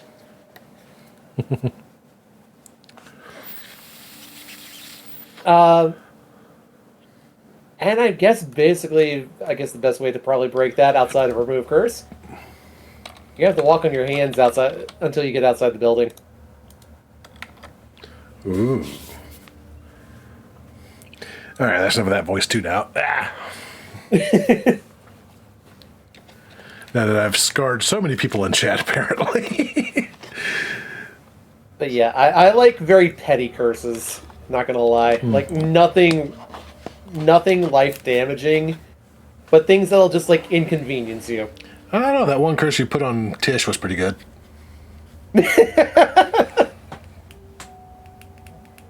What, the fact that they married me?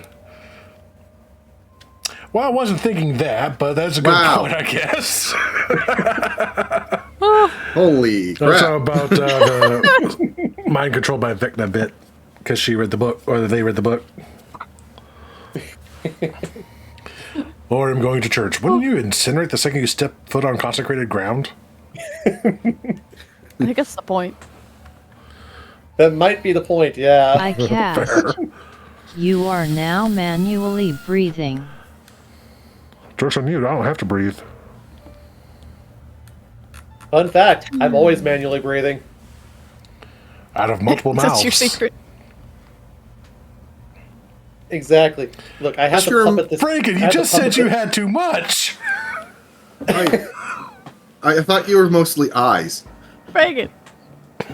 The body can just shift to whatever it wants. Also, the eyes count as mouths too. Oh, I see. It could be worse. It could redeem this on top of all the other voice redeemed. Ooh. I really didn't need to know that. What do you mean you need to know that? They know for a fact they've done it multiple times. We're talking about the fact that his eyes can interchange with his mouth. Yeah, the eyes can be mouths thing. Eye teeth, yum yum yum, ooh. Look, that is literally part of what I'm working on for my monstrous design. So, Wow, you can Oh, squirt a boy. lot of air out of all of your orifices. Damn. look, I'm just glad that you're not Saki, who keeps asking about how many buttholes I have. So much communication. Yeah. Enjoy the gift I just sent you, ooh. I don't That- want to. That is some. I'm gonna let that play. That's some biblically accurate angel shit right Isn't it just so odd? Thank you for the hat patch.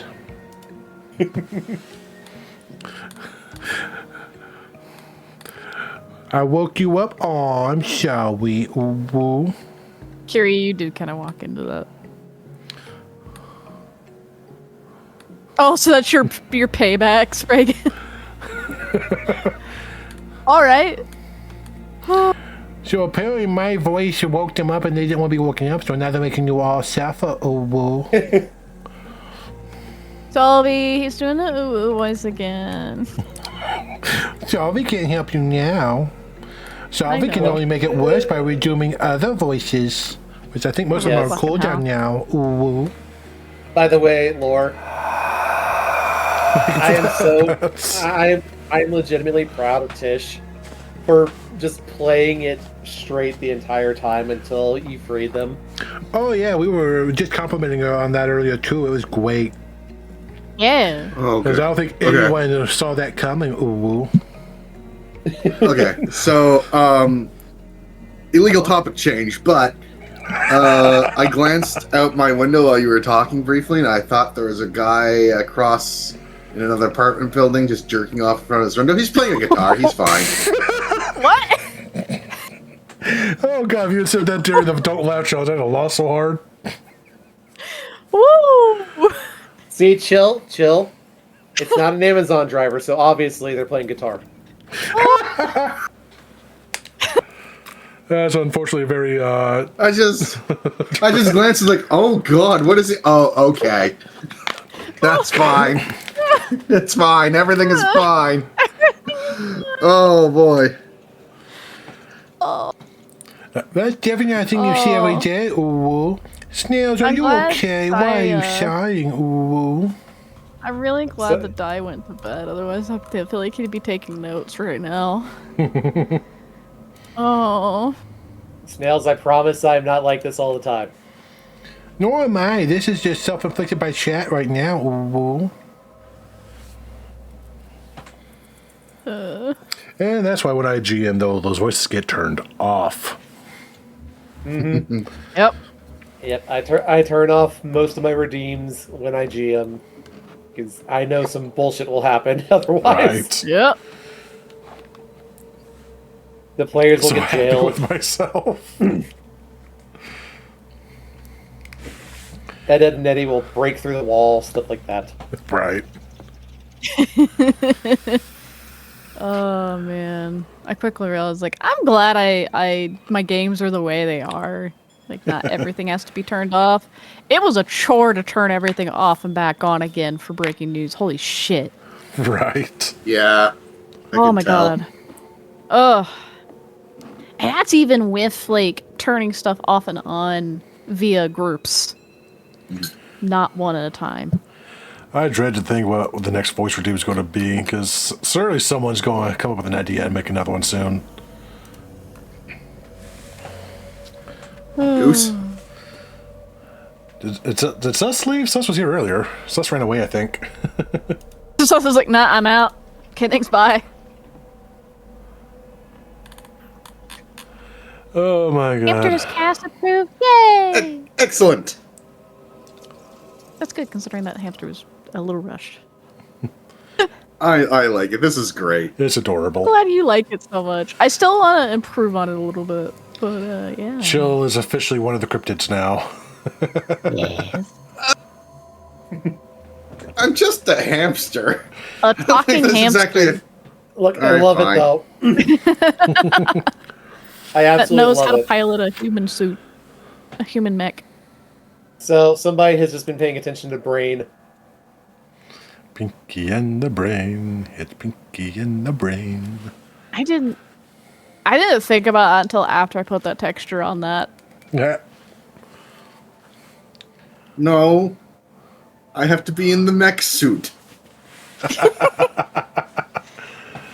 Yeah, if you put the hamster in a jar, you Please you no. don't get to have a chill anymore. Morden, would you free a hamster you saw in a jar in the middle of the woods? I absolutely would. I'm gonna say first and foremost, that's some Fey shit. Exactly. Actually, no. Because it's a hamster, the jar will be small enough. I just pick it up and bring it home. Then I'd let it out of the jar. There you go. That's It what I depends would on do. I was gonna say, Hamster. it depends on what's in the fucking jar with it. It's just a hamster. Seeds. Oh, yeah, maybe. It would be seed shells at that point. Okay, see, that's fine. That's perfectly fine. I just have my concerns Yeah. normally. Remember to poke holes into the jar lid so it can breathe.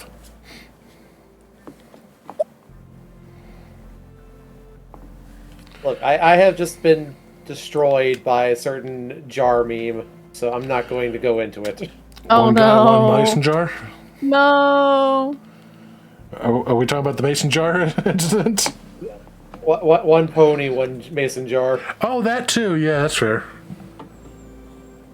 I think that's what most people flash to these days. The Rainbow Dash jar, yeah. I both am and I'm not surprised you know what that is. R-died. That's why I was hesitant to make my points jars.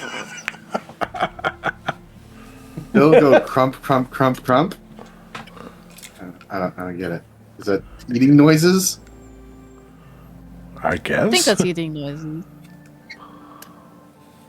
It's either that or you're getting into a fight with a bunch of orcs. Yeah, I was gonna say, like, that's... No, I don't want to get crumped.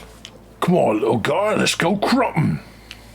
Is that a Hamtaro reference? God, it's been too long. Oh god, that's been a too long much. ass fucking time. Yeah, Oh, that's... yeah. I aged a little bit thinking that. I am the ancient, I am the land. I also technically wasn't supposed to watch it. My mom thought that the way their eyes were designed made them look like they were high. I mean, okay, but Yeah, the fact she wouldn't let me watch it because of that. That's funny. They're just fucking hamsters. Like, I can vaguely get her argument, not really, but I can vaguely get her argument for animal fighting with Pokemon. Not really Digimon, but it's not like she's gonna fucking take the time to understand. Yeah. And SpongeBob, I could care less. If there was someone in the woods in the middle of a jar, would you lead them out? Depends. Most likely I'm the one who put them in the jar in the first place, so I'd take them out when it's their turn.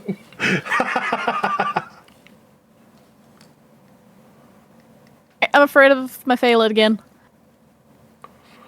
That didn't take long. also I'm Daddy's being- so proud of you. Also, looking at Susan there, I'm also being reminded that I apparently can just do that voice. Yeah. Because I forgot that I had You. accidentally done Susan voice for one of the monsters during our game. Right?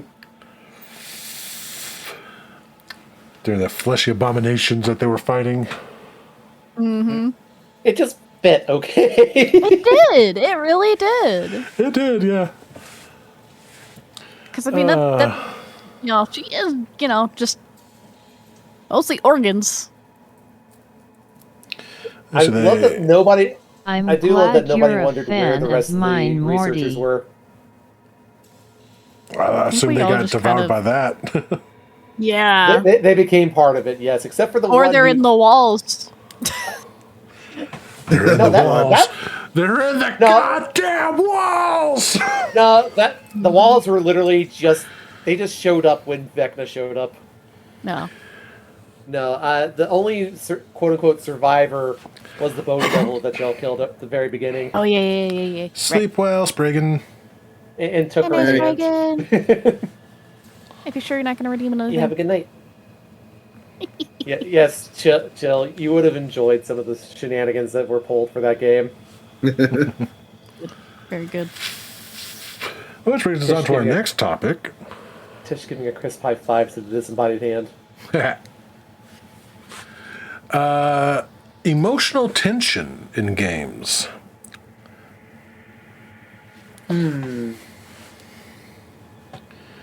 What are some ways you think you would be able to pull that off, or have you had any experience with emotional tension in games you've played?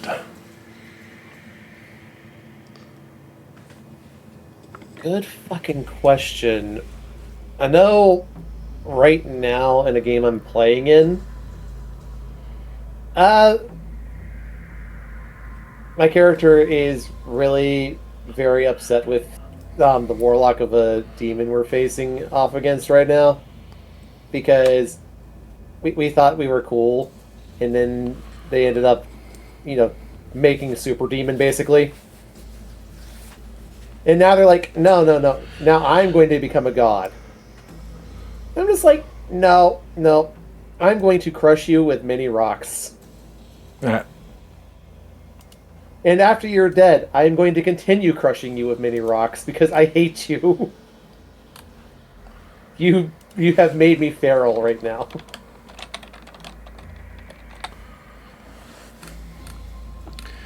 But other than that, my DM did basically turn what was essentially like a very utopia-esque place into Yarnum 2.0, which is where my fucking character is basically from to begin with. So he's blaming himself for this.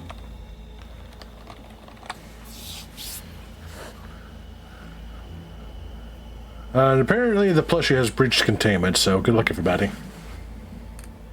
Which plushie? Solvy's plushie. Ah, okay.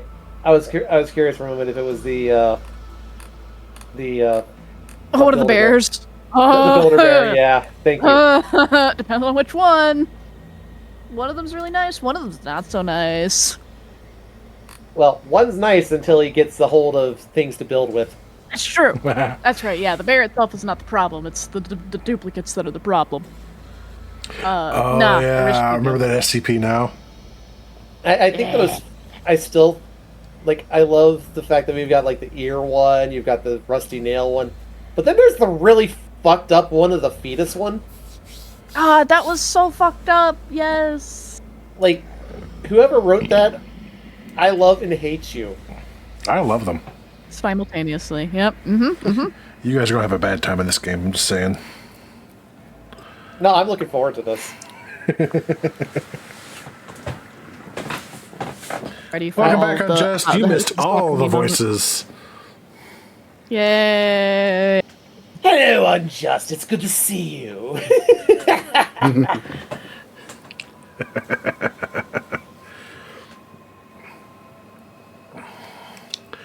Let's see. Fun thing. So there was a creature that had recently gotten updated by Dungeon Dad.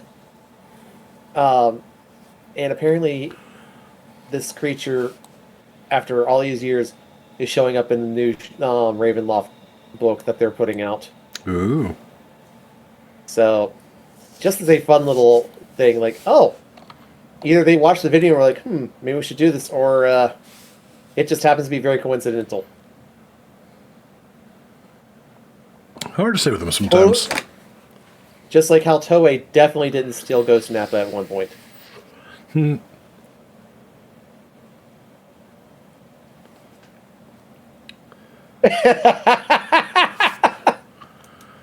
can keep it. Wasn't for you, Solvy. Besides, it's my flower. You can give it to you. I was trying to give it to Unjust, but Yeah. what if you're like cutie? I wonder. With big blue eyes. Tishy made that for me. I know, it's fucking cute. Instructions were unclear. I need to actually look into potentially getting more emotes done at some point. Ooh. Iron Golem behavior. The worst part is I just don't have the space. I don't have the space for more yet. I cry. I've been spamming these a lot. Aw. Appreciate you using my little displacer beast. Yeah. It's one of my favorite bongos.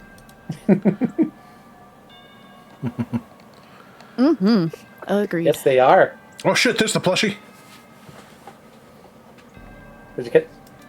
Just wiggling. What did I do? No. Justin's just saying that Tish is the best undead. Oh no. He's right there, man. He's right there. Oh. Tish isn't undead. Tish is just death. Well, yeah, Tish is death, right? Yeah. Yes. They are the So, Glam like- Reaper. They are. Hey, Tish. Hello, Tishy. We were just talking about you, in fact. I'm a I almost Hector. accidentally shouted at Mord instead. Isn't it fun having two similarly spelled names? Fun is the way to put it. Oh. Nah, it's fitting. It's good. Yeah, we're also talking about how we liked how you played off your curse in the Vecna game. Oh yeah. Earlier we were talking about Yeah, we were talking about. Tish doesn't see this as a curse, by the way. We have plans for the next time we get back to that story. Well, he's just lonely. Don't you know? It's not a curse, it's a blessing. Fucking heard that. It's like, oh no. And then I forgot. I still can't believe I forgot. Oh man. Kudos, Tish. Big kudos. Again. It was so good. It was you so did good. such a For good this job communicating displaying it DMs off her. going, can I get released from this? Like, oh yeah, you can get released from this. I don't think Necro saw it coming at all.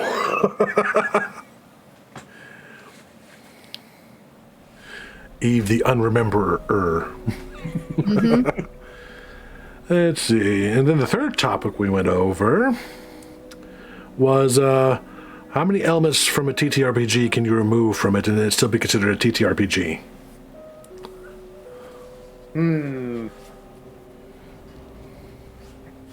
Let's see. You can remove. Weirdly enough, you can in fact remove the dice rolling from them if you really want. Mm-hmm.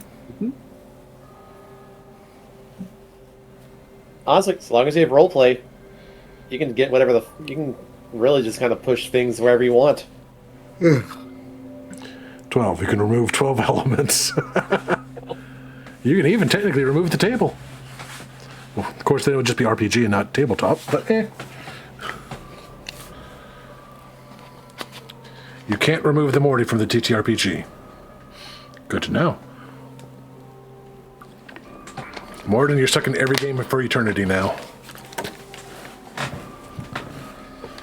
I know, such a hell, right? Morden? I think Morden is checking something. Ah.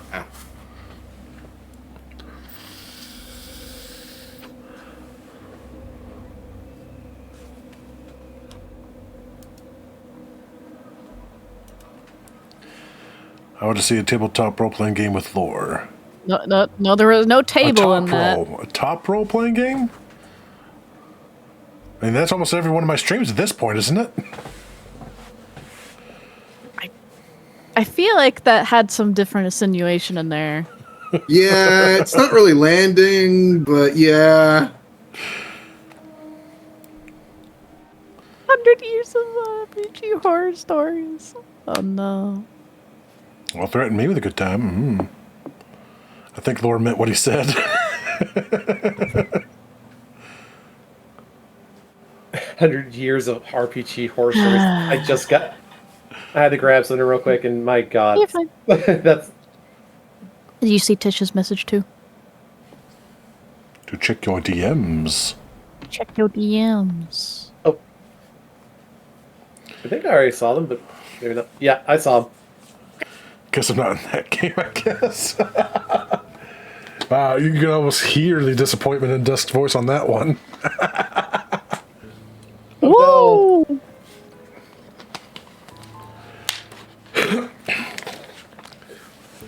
What were we trying to ask Morden while he wasn't there?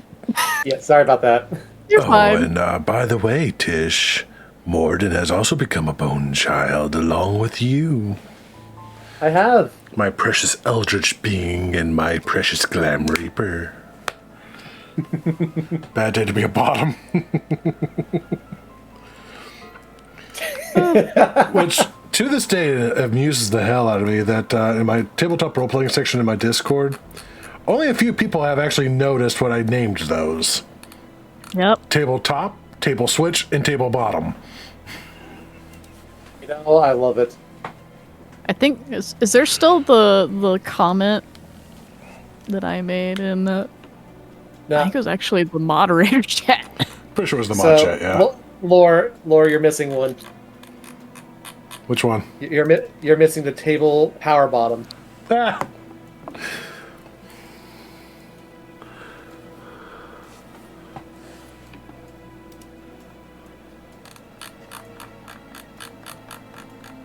So I apologize if you can hear crinkling in the background. Do not hear it. You are good. Good job, Discord, for once. I know, right? Just watching a video on stream and I muted in stream, not on Discord, while people were still in Discord. So, God They damn it, didn't Sol. hear anything. Thank God. God damn it, Solvey. I love it. God, that Castro's just joined table bottom. Oh no. I mean, technically, by joining the Discord at all, you essentially are joining table bottom. Eve, you're in the Discord. You sure you want to phrase it like that? I can't not because you fucking named the channels that. I gave them to all of you moderators for peer review before I did it. You greenlit it. That's your fault. You have no one to blame but yourself. Like you wouldn't have still done it even if we were like, no, don't do that. I mean, you're not wrong. Probably, but still. See? But that's not what happened, though. You greenlit it. Don't go try to rewrite history. If you join the Discord, you're a bottom. Eve. Pardon me. Not what I said, man. But will they be solving a mystery while they're rewriting history? They might be on May 26th. I think that was the day. Yeah. 24th. May so. 24th. Somewhere in there, yes. What's my 24th? That's when the game's going to be run. Oh, yeah, right. It's when we have to deal with the call center of Cthulhu. Wait, that was supposed to be a quote. Whoops. Wrong exclamation point code. It wasn't what I said anyway. Ha ha ha ha. Oh God, unjust. You know, fair point. God damn it. No. I got to happen to me. For the group chat, I'm sending this video just for later. Oh my god. I'm just looking now to see if there's anyone else joining the Discord right now after that. Oh, that'd be fucking hilarious. But hey, speaking of, yeah, that. Thank you. I was just want to type that. Yeah. Mm-hmm. Yeah. No, doing my job over here. Yeah. Mm-hmm.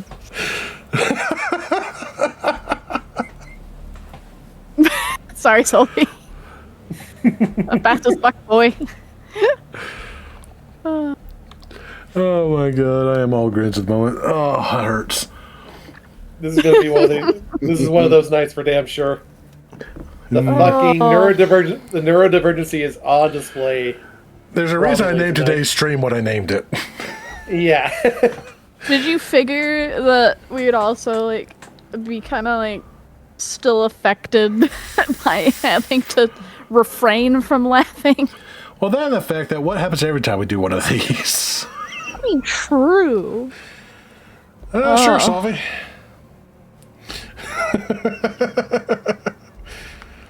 Wait, you're already in the Discord, aren't you? Good thing we're not in the newsroom. I'm actually anymore. the voice call question mark. I was gonna say there's a /J, so that might be joking. I'm Yeah, I think she was talking about joining the Discord. and concerned. Or she was going to jump into chat just to cuss you off for beating her, one of the two. Laura, you did this. What did I do to you this time? Okay, that's what I Porpino thought. Ghost. Yeah. I was in the call. Okay.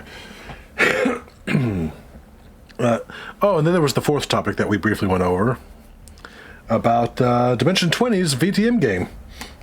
Oh yeah. Oh yeah, it's not going great. Like I said, I know nothing of it. I'm still gonna let it cook, but Oh boy, it's Because two of the characters are doing the superhero.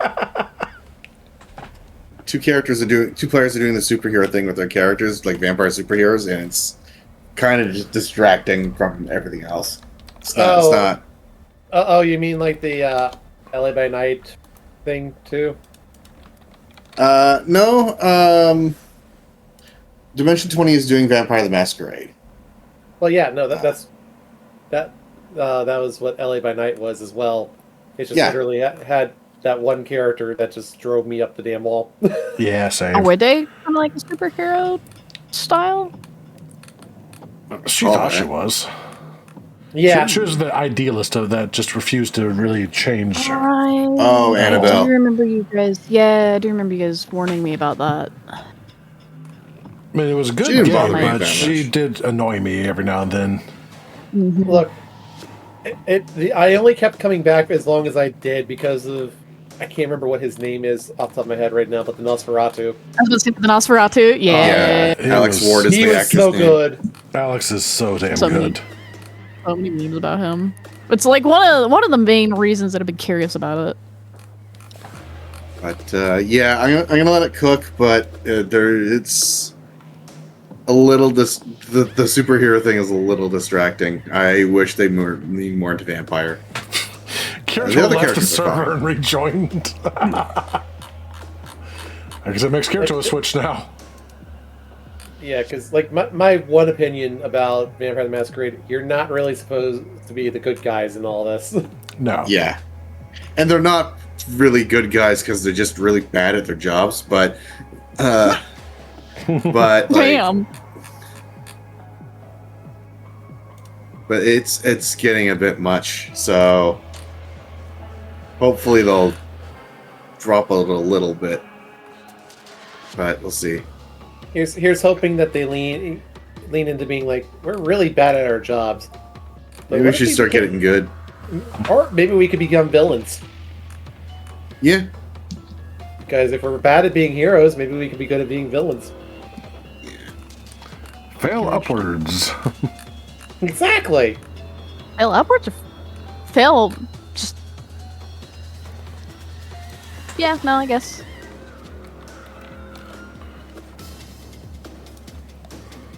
We tried to do a villain game once. We ended up being more heroic. Really funny. It was just like find other villains that were like being like shit people who were like, nah, stop that.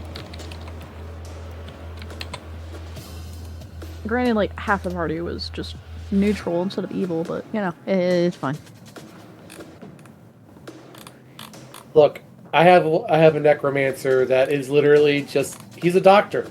He's just really bad at getting there on time. That we actually that evil campaign actually we did start out helping a lich who was wanting to offer people undeaf as like an escape basically. So, like not forcing them. They had to be willing. Which is a very, very interesting way of doing it. You know, it's just like, you want to live forever? Almost trying to sell it like a retirement home. It's almost. Oh, it was really funny. Yeah, scary.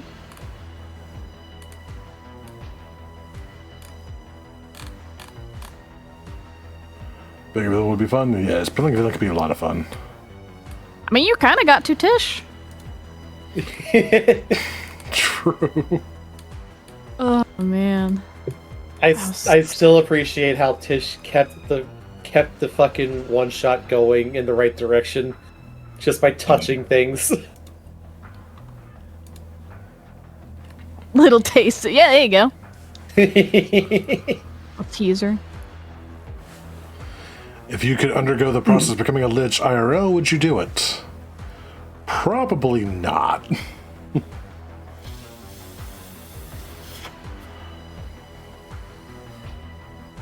My problem is, depending on where you are, you might starve. Playing evil characters is something I want to do, but where I can't play them well despite so many of my OCs being horde men.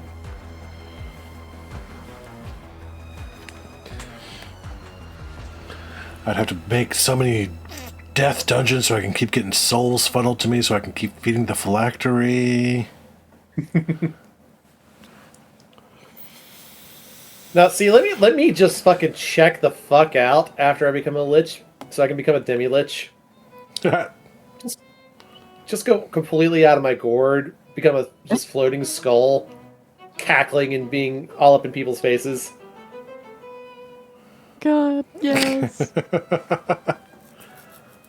Or as America, if I recall, you'll be fine.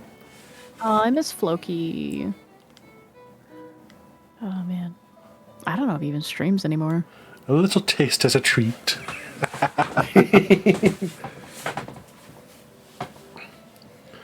Oh man. Well, technically, and just you'll be basically playing as villains. I mean, you're playing as mobsters in this next game coming up. They're not exactly renowned as being good people. Oh yeah, I need to actually look more into that. I've been busy trying to set things up for you guys for the 16th. Right? I know that feel.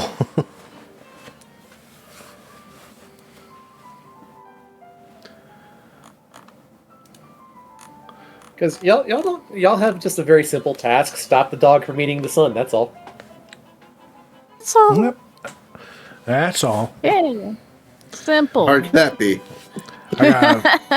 I gotta actually make my character on that tomorrow because I've got the character finally figured out. I just need to make them. Nice. Yes. Let me make sure I have. You said the 16th? Yes, the 16th. Or wait, hold sure I on one have that. second. Let me make sure I've got that. Yeah. Okay. Yes, I did the 16th. I do already have it written down. Good. Good. Yeah, good. I'm Don't sure worry I about took why. that particular day off, so it better be the 16th because I took that day off. Yeah, I just suddenly had a brain fart because I had originally talked to Tish about the fact that I was trying to like switch my Sunday so I don't have to go into be a human being the next day. Because I remember how long Vecna went, and like I probably shouldn't try and go to work then either. And this time I'll be on y'all's side, probably.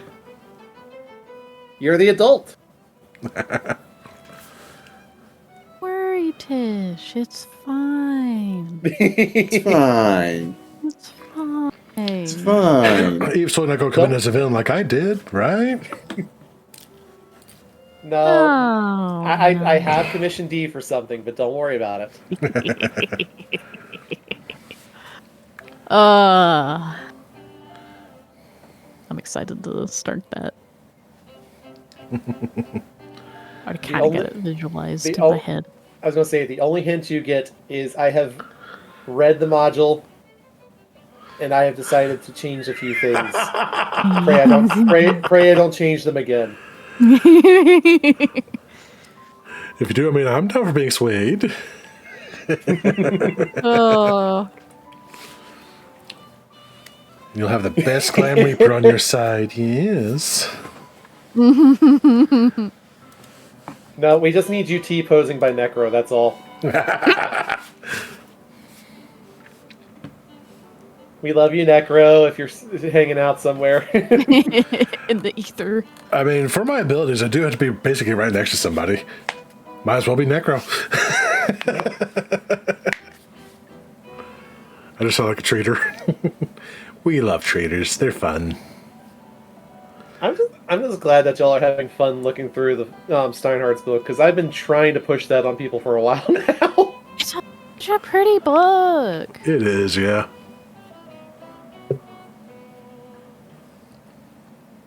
It is, and then if I can find something that works for it, I have another book that looks like fun for y'all too.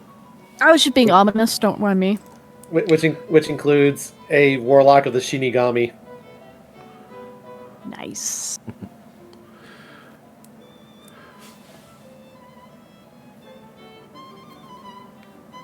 Yeah, so. Anyone else have any other topics or questions for us? I should actually get going. I have a thing I got to do tomorrow morning. Aw. Well, you take care. Your classes absolutely. are almost over, right? Oh, it's done. It's a different thing. It's related, but it's like a conference networking thing. You passed, So. right? Good luck. I believe so. Yes. Nice. Congratulations. Better have fucking passed. All That was right. ominous. Why, Lord of the I'm proud. Rings? Chill, I'm proud of you. Thank you. Yes, congratulations, Chill. And I'm curious why Kirito is asking about Lord of the Rings and asking me why. It's like, what did I do? I have nothing to do with Lord of the Rings. No, no. I think Kirito just accidentally misspelled lore. Oh. All right. Good night, everyone. You have a good night. Good night, Chill. Good night, everybody. That's awesome, Rivers. Chamber. You open the door to the antechamber of BBHE. It creaks open, as if telling you not to trespass. The world itself stops as your eyes fall upon something incomprehensible. A T-posing Tish. The animation didn't load properly. I was fully expecting this to somehow go into Shia LaBeouf, but that's even better. I did that as a soft open once just to fuck with people. I can practically hear the rapid scribbling of Tish writing down art ideas. As you can see, Tish is art of it. Sophie's on it. Oh. I love this. Knew it. Called it.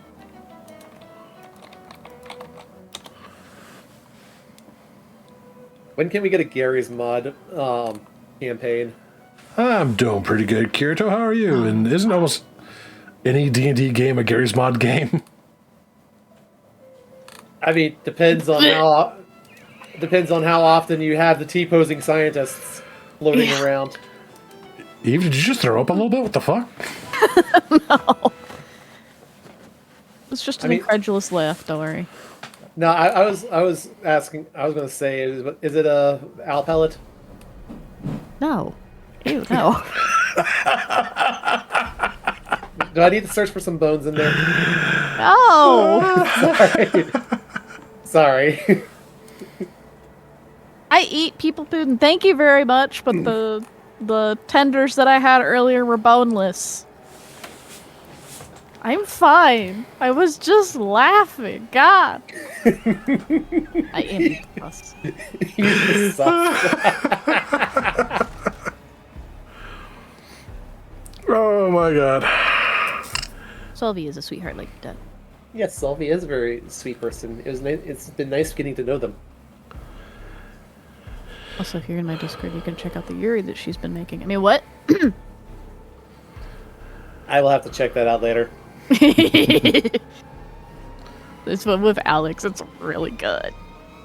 It's adorable. I like it. Someone that you try and romance in Doki Doki Literature Club. Ah! True. You're not wrong. Yuri best girl outside of Monica. X. I did go all routes, but I did go Yuri first. I mean, I did go for Yuri as well. She had the goth interest. I had to. Oh yeah, absolutely. Purple. Also with Monica, I can't help but do Mambo number 5, but it's all Monica's. Oh my god. I'm not even going to attempt to sing that right now. Oh. She is the purple-haired one. My brain's playing it. It's fine. Little bit of Monica by my side. Little bit of Monica. Oh. Little bit You of almost Monica got it is all right, I need. You almost got it, Carrie. It's just Monica.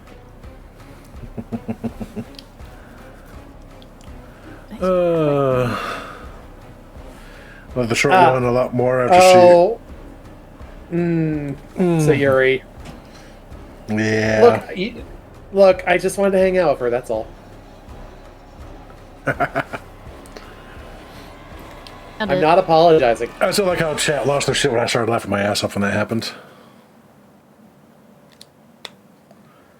That part was funny. Just seeing everyone's reaction. It's fun. Well, I actually need to do an actual playthrough of that one day. It's so good. It's fun. It is. I just haven't played it myself. and I need to rectify that.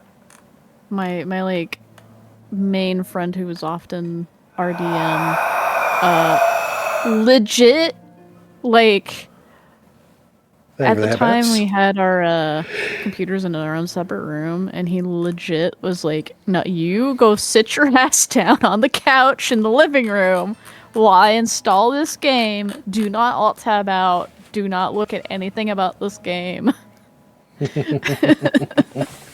Yeah, I made that and mistake. went on my computer and installed it for me, so I went in 1000% blind. Nice. Yeah. It's part of why I've, like, anytime I see anything for a horror game, I'm like, you know what? I'm just going to watch the first, like, trailer, and if it catches my interest, I'm going to put it on my wish list and never look at it again. Yeah, same. Yeah, I've done that with a lot of things too. Mm-hmm. There's a lot that I'll just, like, if a friend recommends or like mentions like, you know, such and such game is really good, it's like, cool, say no more, and just put it on my list. One of the things that recently got added to my list was don't play this, because I saw Kaif load a video about that. And I was like, oh, that looks kind of interesting, and I stopped the video immediately and put it on my wish list. Yeah, I was listening to it, but I paid like very little attention because after I saw I'll do that too. Just a little bit of the first part, I'm like, oh, this looks good. Mm-hmm. Time to ignore the rest of the playthrough, just enjoy this person's voice in the meantime. Yes. Because it looked interesting, it seemed interesting, and I don't know much more than like the first 5 minutes of the game. Yeah, exactly. He was saying how it actually scared the absolute shit out of him. I was like, oh, promising. Maybe I'll actually have one that actually scares me. And then I can get clips again, because that's the only time it gets clips is when it actually scares me.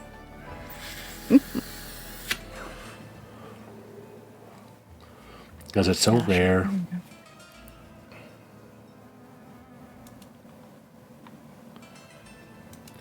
Let's see. It's on the list of potential non TDC Tuesdays. Don't you worry.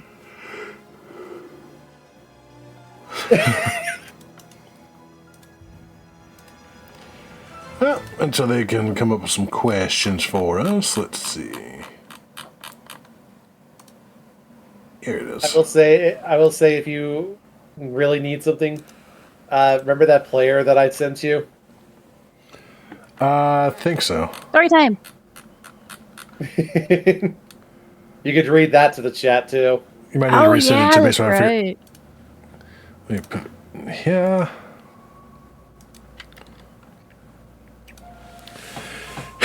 Is that the Dead by Daylight one? No. The Steven the one before 39. Was that before that? It's look for Laura's response of what in the hillbilly hell. Oh yeah, that one. Oh yeah. Just search hillbilly. We'll do that one next. Found it. So if I find it again. I found it. I'm just gonna repost it. That works. That'll work. But this one, DM runs an unfair reality-bending campaign and throws a tantrum when we don't play how she wants us to. Cross-posted. This all took place in 2024 and early 2025. I, 21 non-binary at the time, had just left a bad home situation and was aching to play more Dungeons & Dragons, so I found a campaign through a third-party site. I saw a listing for a D&D game that sounded right up my alley. A dinner party turned investigation through a manor filled with secrets. I applied and the DM, 24 female, reached out to me and everything began. Let me take a moment to introduce the party at the time. There was me, aka the cleric, the paladin, 21 non-binary, and the bard, 29 female. My partner ended up joining a couple sessions after I did when the DM mentioned wanting another player, and I half-jokingly suggested he join. So we gained the druid, 21 male. We started with a monk, but his removal from the group was a whole other story I won't get into. They'll give us our beautiful fill-in, the fighter, 31 female, who is the bard's IRL wife. Things were fine for a while, but unfortunately they start to explode piece by piece. To start, the timeline of the game did not make sense. Maybe this was because we were sent into the depths of the mansion, where time flowed differently. Context to find out what happened to the mayor's family. And I think there's a difference between time and being wibbly-wobbly and the entire story not lining up. If I'm being honest, I ended up disassociating through most of the game, so here's a list of what happened to make us all collectively quit and leave the server. For some reason, the DM seemed focused on one of us taking the bait for a betrayal arc, but even for the most morally gray of us, the deal was never truly worth taking. She kept trying despite this. We did consent checklists. One of the druid's hard lines was derealization, which was used specifically against him several times. Are you real? Type questions aimed at his character. And DM did warn us that the campaign would include so much timey-wimey mindfuckery before we began. Okay, when someone actually puts on a consent list, you don't use that. That's... Good lord. DM would give us out-of-game time limits for missions in-game. For example, Barter Druid had to do something in-game before 2 p.m. real time, but DM also allowed breaks if asked for them without pausing the timer. Would allow breaks without pause... So they allow breaks but didn't pause the timer. Okay, that's mean. Druid was playing an amnesiac backstory and happened to be a werewolf. He would feel whenever he was about to turn, but never retain the memory of what happened, only that he knew it was bad. DM did not handle this well, but the worst of it was when Druid first ran off and turned. When he returned to his human form in a cave, he was met by the beautiful moon goddess who had blessed him, Moon Druid for context. The rest of us, being silly, posted horny memes in the chat about the two, which only ramped up after the goddess gifted him a ring to keep him safe. However, the DM took our jokes as gospel, and suddenly they were having a serious conversation about our music bot playing Casual by Chappelle Rowan. In the background, I wish I was joking. Going forward, the goddess apparently wanted to marry Druid, and for some reason the DM started making weirdly sexual comments about Druid out of game. My partner. Ironically, she started ignoring me quite a bit out of game at this point, unless we were all in a call together too. Oh no.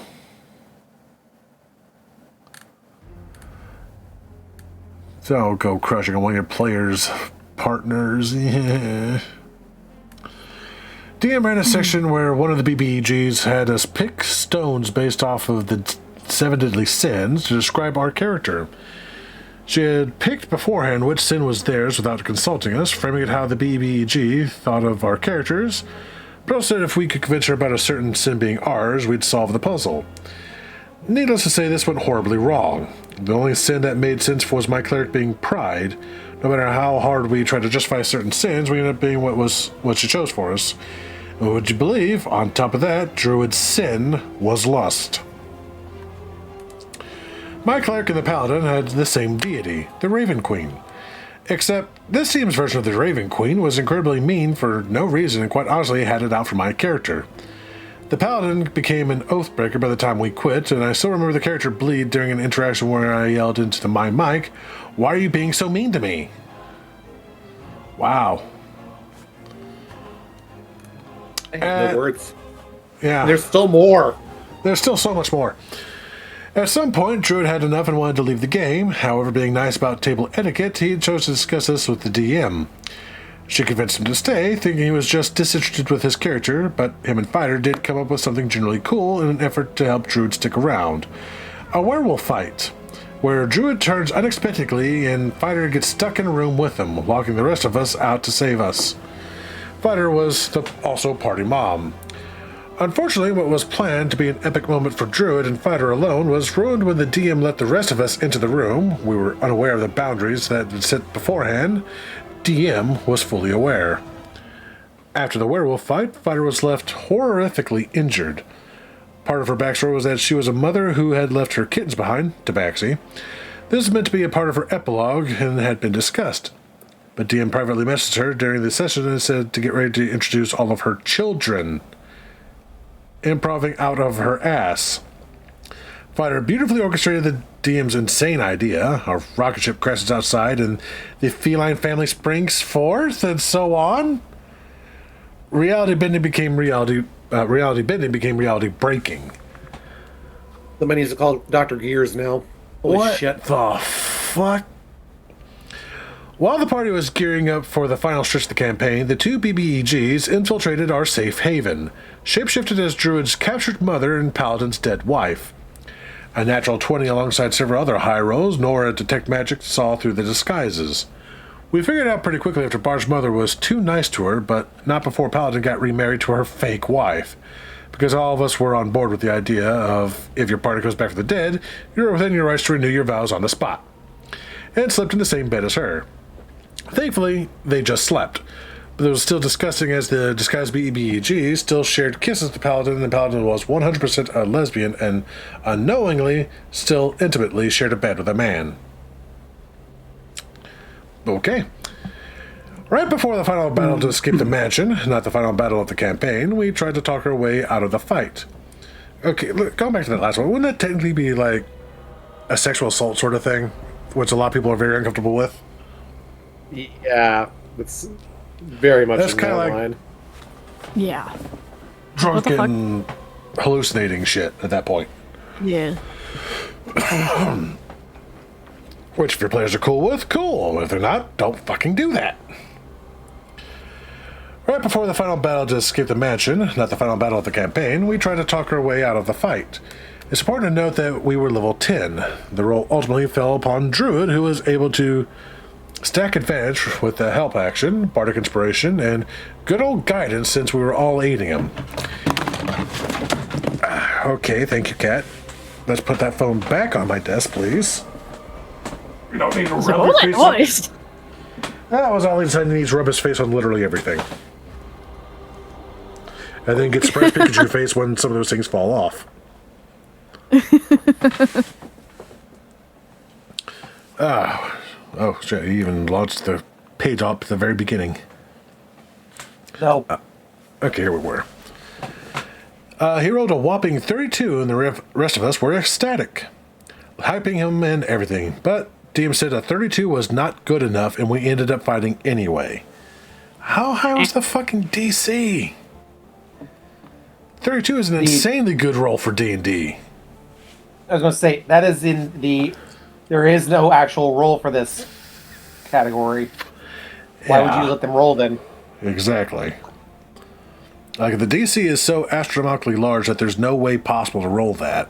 Which we already have scaling for that. It's like 5 is easy, 10 is average, etc., and like 20 plus being nearly impossible. My cleric was a princess who had run away from her kingdom in search of her father.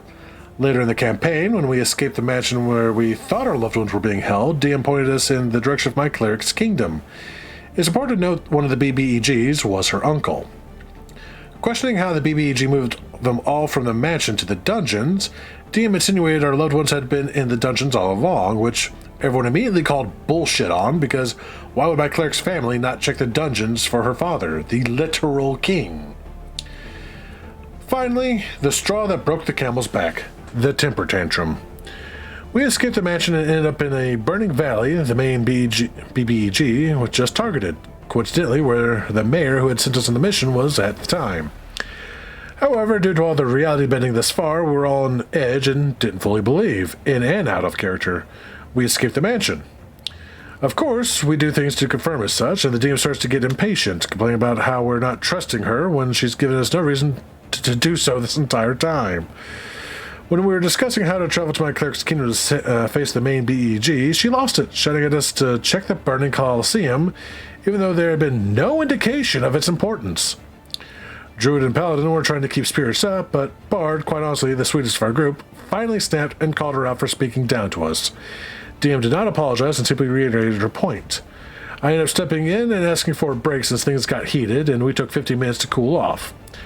However, when we came back to talk things through, everyone else was having a genuine discussion with DM, staying on mute, and said very few things in chat, which did not seem very receptive to our feelings and constructive criticism. We agreed to come back next week since we were all tired. Long story short, because of a slew of issues in the campaign I was running where she was the player, we did not return to this campaign.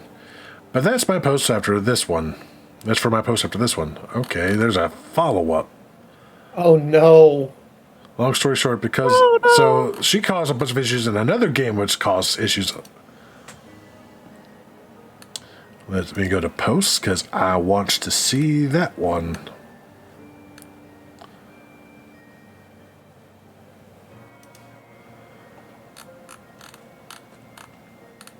Is this it? Let's see.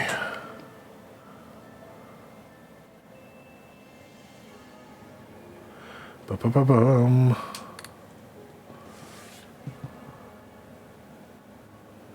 Nope, this is a different story. Pity.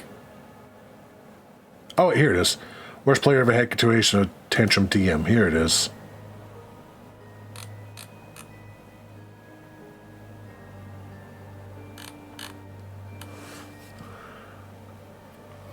Ba-ba-ba-ba. Don't think we've read this one yet. Nope. So we'll get to the one Morden was talking about in just a second, but I need to know what happened in this other game. Yeah, no. The Mortis thing is super short. If I pulled the correct thing, words. Oh yeah, I think that's the right one. Yeah.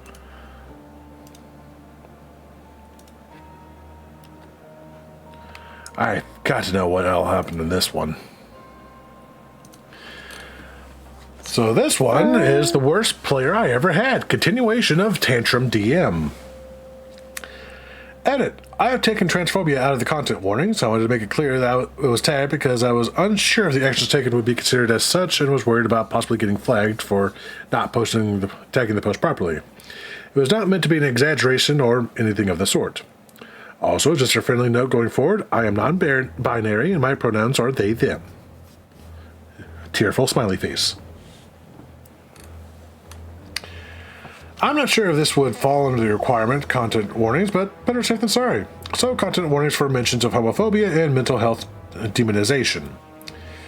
This is an accompaniment to the other story about the unfair dungeon master I had who threw a temper tantrum. Would you believe that this dungeon master was also a terrible player? No, I would not believe that. What? No. What? No. Stop it. How could they be terrible both? That's impossible. Right? Wait for the ads to be done. Oh, they're almost over.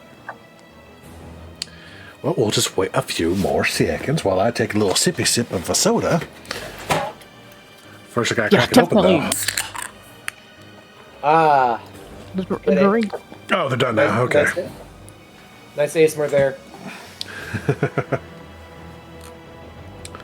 There it is. During her campaign, Dia mentioned missing being a player, so I offered to run a campaign, and everyone agreed. I set up a game of masks, basically superheroes for everyone unaware. This was before Fighter from the previous story joined our group, so it consists of me, Cleric, now Game Master, 22 non-binary, Paladin, now Doomed, 22 non-binary, Bard, now Transformed, 30 female, Druid, aka my partner, now Nova, 22 male, and the Problem DM, now the Problem Player, Protege, 25 female. I'm drinking Monster. I fear it may not be enough. Uh-oh. I will go on record to say this was one of my biggest failures as a Dungeon Master. You will probably scream at me that this player should have been removed earlier, and I agree. And there's no excuse for how long I left her stick around, regardless of anything I say going forward. Without further ado, a list of everything she did in my campaign, and this is a long list. Oh my. Holy shit. Because of how the mask system works, the PCs need to be teenagers. I adjusted this to make things more comfortable for the table and set an age range of 16 to 20. Older, but young enough for the themes to still make sense. Protege made her character 22. I let this slide because I thought with her playbook, masks equivalent to D&D class, her character could have a cool oldest of the group dynamic with the others. Dare I say, she ended up being the most childish.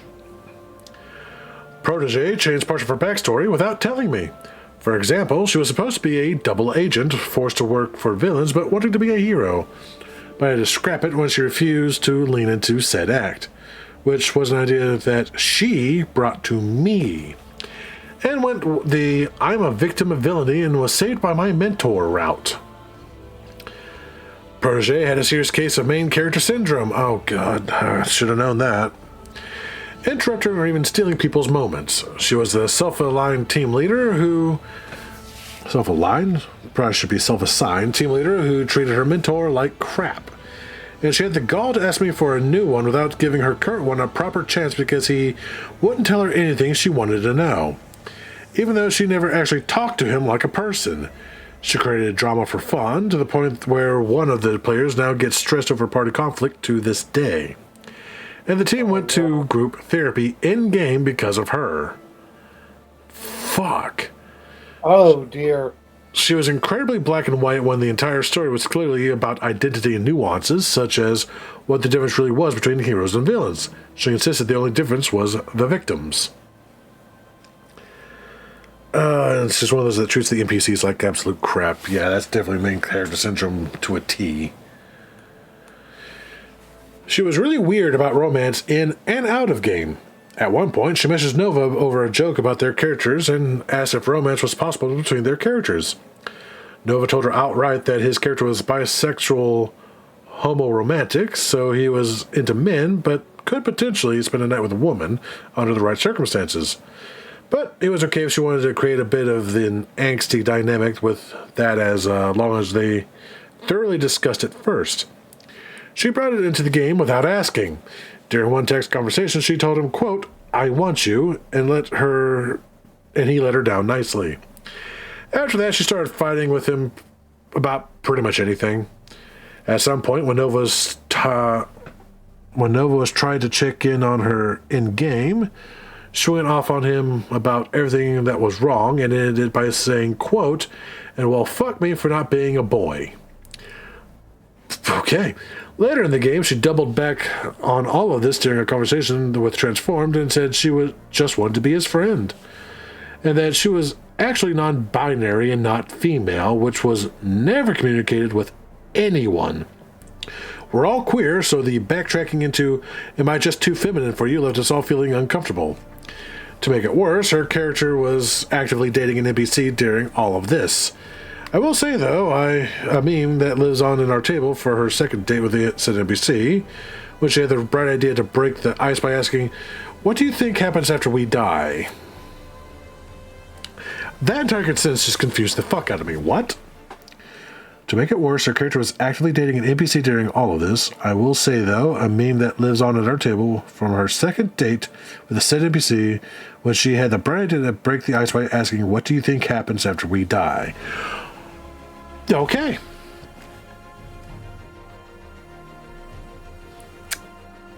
What? I thought I was bad at raising originally, but goddamn. I legit thought that that breaking the ice was as simple as going, how much does a polar bear weigh? Enough to break the ice. Stealing that.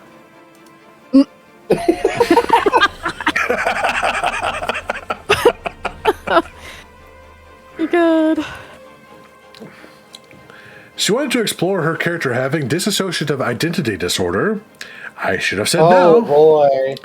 Yeah, I can already smell this pile of bullshit coming. I should have said no, as it is a serious disorder and this was just meant to be a fun game, but it began as a classic alter ego archetype, only for her to push it further.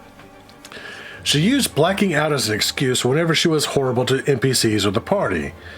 As part of this, she went to therapy in-game. I set a boundary that I'd greet her as the therapist, but I would not run the therapy session for her. Unfortunately, I became her therapist for 2 hours despite trying to move forward with the session several times, and eventually had to call a break to finally get away. Oh my god.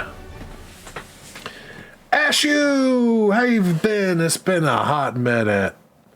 What are you doing up this late? Or this early, I should say. It's like, what, 4, 5 a.m. for you? Holy shit. You can't sleep? No. Not sleeping always sucks. We're going over some TTRPG horror stories, and this one's... Oh my lord, I want to bitch slap this woman so hard. It just keeps going.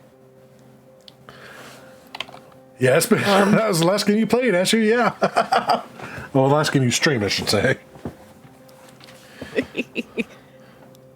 I don't know if this is a really good bedtime story. Forewarning.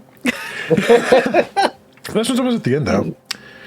She was consistently late to sessions and often left with little to no communication. She even asked to cut sessions short because there were IRL things she needed to do, even though she had all morning to do them. Love watching horror stories before bed. Nice. I talked to her several times about all of the above, but there was no change. Even still, I was too nice when I finally kicked her from the game. I've since learned to be more assertive and less of a doormat. There was a team discussion coming up in the story, and I'd had enough. Read as my partner chewed me out, and I had the realization that I was not protecting the rest of the party from someone who was not willing to change. Sometimes you need that chewing out. Yeah. I messaged her and politely told her that our playstyles and schedules clearly did not align, but since we had played together for nearly a year, and I don't enjoy just writing people's characters off if I can help it, I offered to come up with a reason for her character to leave and let her say goodbye in character. Oh, you didn't. No.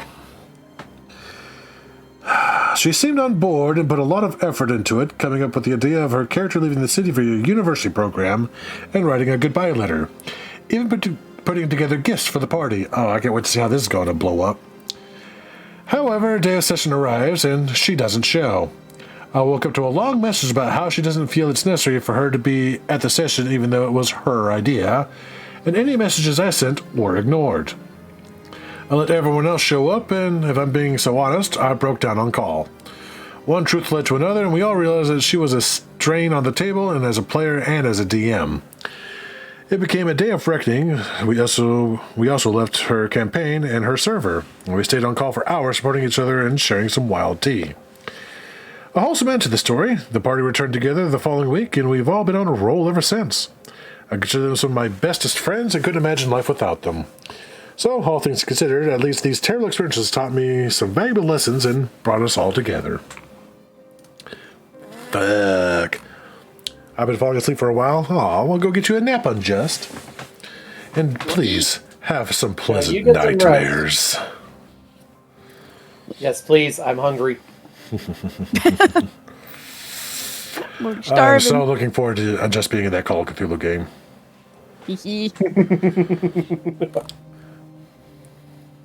Well, if you're in them. Aw. Yeah. Yeah. Oh, you know what we should do? Alex. It's time to wake up, Time to Alex. wake up. So, I'm not going to share the link to this one because I don't feel like trying to fight with the thing because it's a Discord image. But this is basically someone putting an advertisement out for wanting to join a game. He's got his photo with it for whatever reason. It's Steven, 39, located in Meadowvale, Kentucky. Don't awe me. I will awe you all I darn will please. That was an insult. You're using the wrong insult on the wrong guy.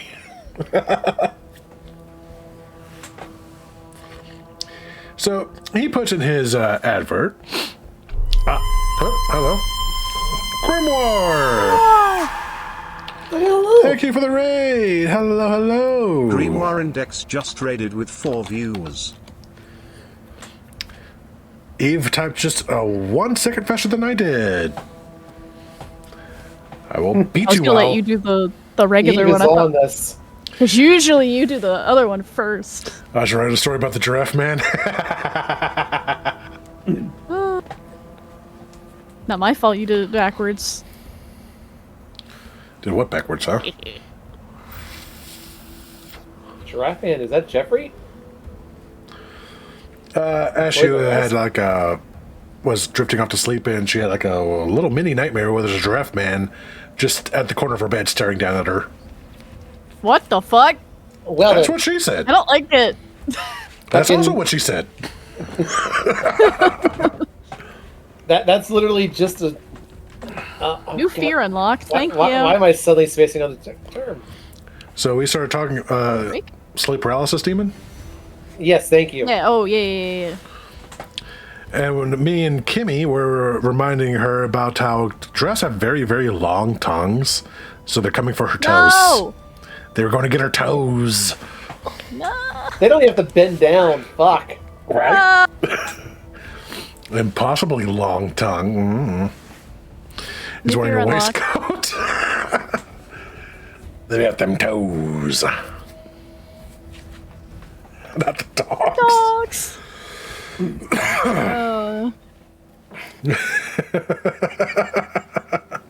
Thank you, Nightbot.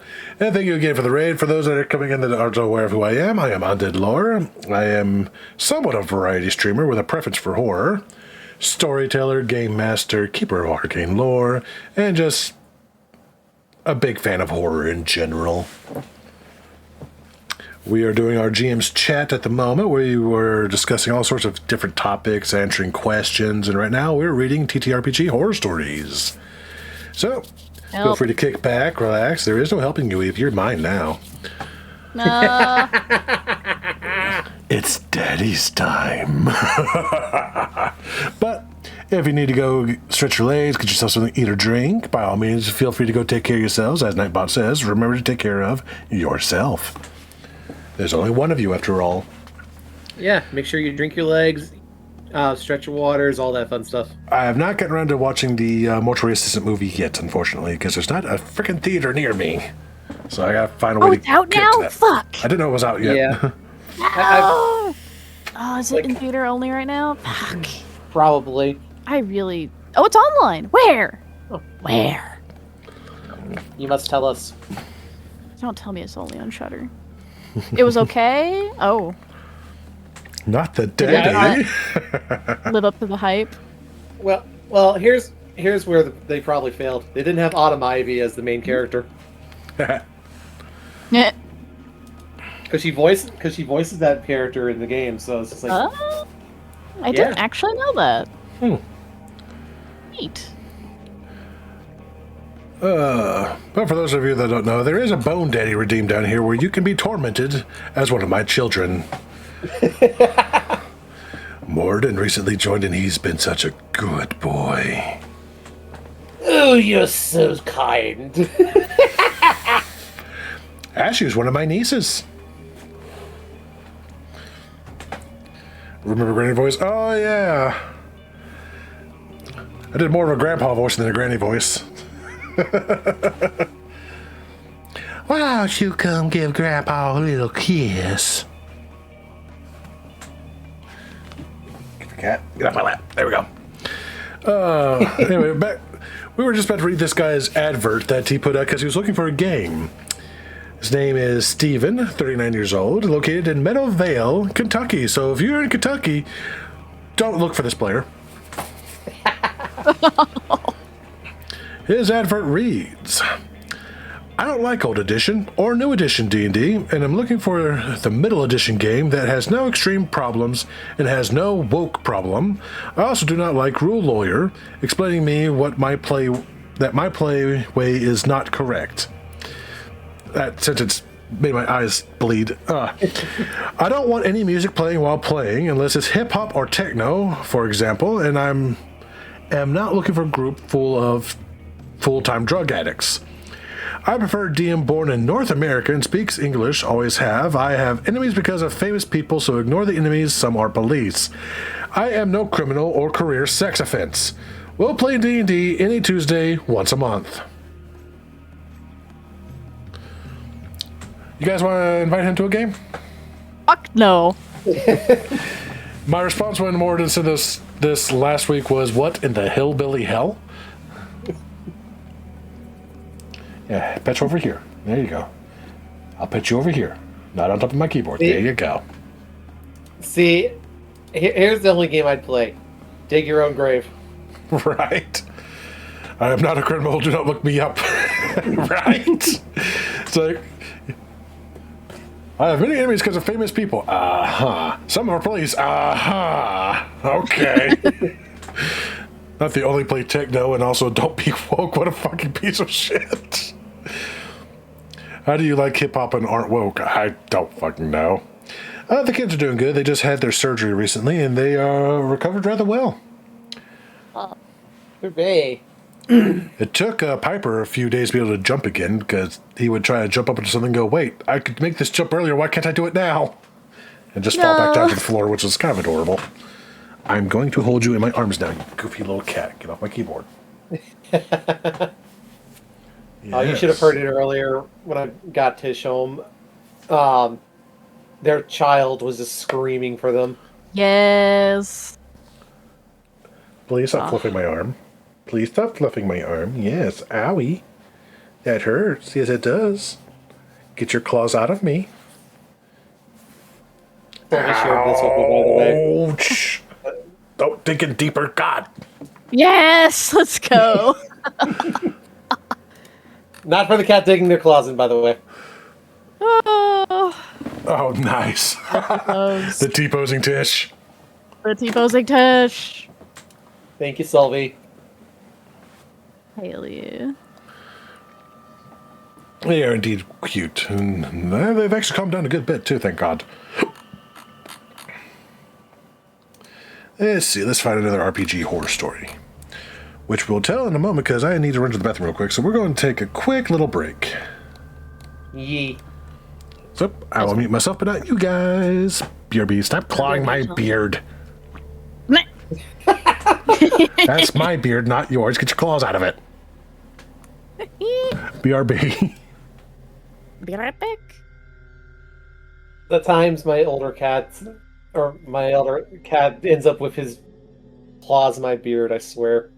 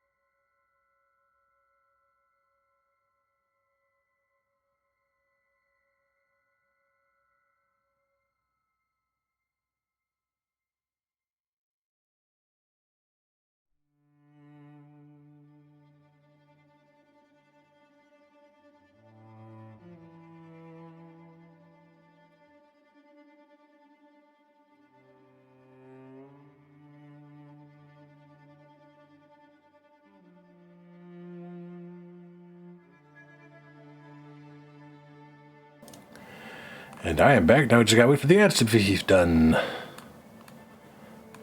Hello, welcome back. New lore, Morty has a beard. I mean, it's right there. You can see Morty has a beard. I was gonna say, like, I've always had a beard. Not exactly news. I mean, it's fine if you never noticed it before. It's okay. I understand. His beard made up of mini micro tentacles that will stroke you as you try to stroke it. See, now that would be new lore for them. Because I don't bring that shit up very often. That's what you have me for. That brings up concerning thoughts about Mustache Ride, though. I'm back? What? Huh? Oh, good timing.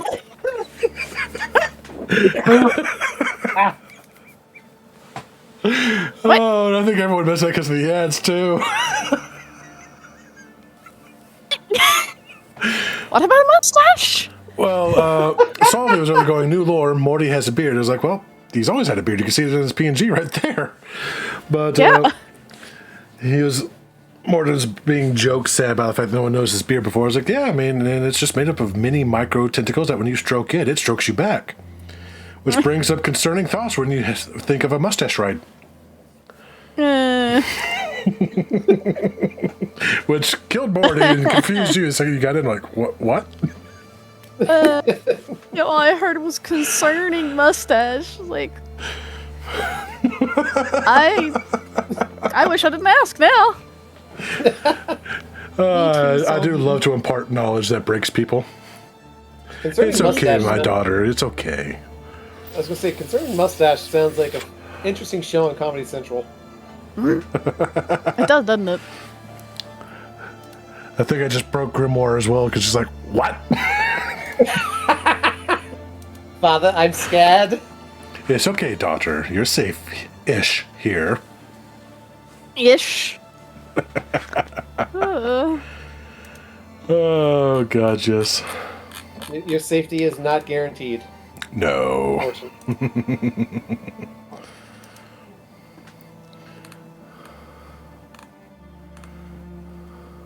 Help. I don't remember why I saved this story, but I don't think I want to read that right now.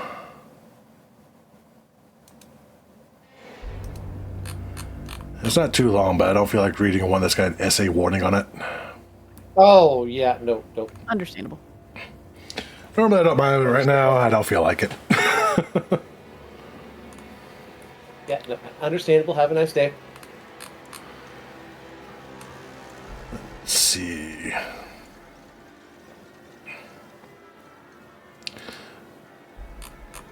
I say I don't want to read one with an SA tag, but this title just grabbed me, and now I'm very curious. Uh-oh. Uh-oh. SA warning, guys. I can't resist this one. That title pulled me.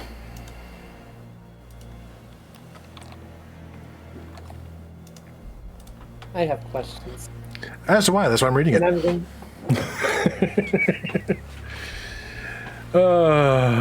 Me and another player dated after joining their table. Another player seemed to not take it well. Oh, no. No. Oh, no. Oh, no. Essay warning. I joined this D&D table about 8 months ago. We met up once a week, but there are times it's fortnightly. It's a group that's part of the local D&D community, and they hire the local council hall for space. That's cool. Now to the story. Me, 24 male, and Jay, 25 female, clicked really well, even on my first session with them. Our humor was so spot on that we would finish each other's sentences, I think because we both watched Drag Race and that side of media humor. We also both read tons of fiction. We'd lead each other our recommended reads. And not too long, we began dating. At least what you would call two people holding hands and having dinner on weekends. We both are... Wait, you were holding hands in public? How lewd. Oh, my God. I am offended. That must have been the essay. Exactly. We both aren't big on public displays, so it might seem like we're just best friends. That's probably what L, 31M, thought that I was her gay bestie. Yeah, something like that. Oh, boy. I had to say yes like that because that's how they spelt it.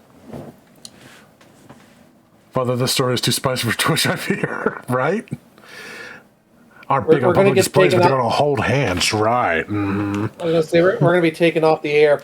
It'd be funny if I just ended stream right now in the middle of a sentence, wouldn't it? God damn it. No, we're not going to do that. It took about 2 months when others realized we're more than just friends after the two of us missed a session to celebrate my birthday. We had dinner at my place. I posted on my social account and with her in the background because she gave me a minifigure of my in-game Shadow Mastiff pet. Aw. I did write down the caption how I'm thankful for her love, stuff like that. That automatically tagged her, and apparently M also follows her and saw the tagged post, which he screenshotted and sent to our Discord chat. I found it a bit weird, but he did follow up. We should do OP a birthday plot point. Okay. That makes it a little less weird. Now to the next session. After that, our DM made a one-shot side quest for our party where we have to retrieve a magic item from a cult and rescue my shadow massive pet who was also kidnapped by them. Cool. Elle was playing a rogue and was in charge of infiltrating the cult by disguising as one of them. Unfortunately, I rolled badly on my stealth and got captured and tied up in some cell and was promptly tortured. Guess who volunteered to do it? Elle came up with a plan to make him look like a real cultist to their eyes. That was to... Oh, here's the essay. That was to rape my character, and before the DM could say anything, he began to describe what he started doing. The DM quickly shot that down. Elle looked at me and said, "You should lean into it. It'll be good for our deception checks. Plus, you're gay anyway." Jay held my hand on the table. Elle looked at us. I didn't say anything to him. I faced our DM and told him I'm not comfortable with Elle's suggestion. Elle just shrugged, but he did look annoyed, crossed his arms, and frowning at the table.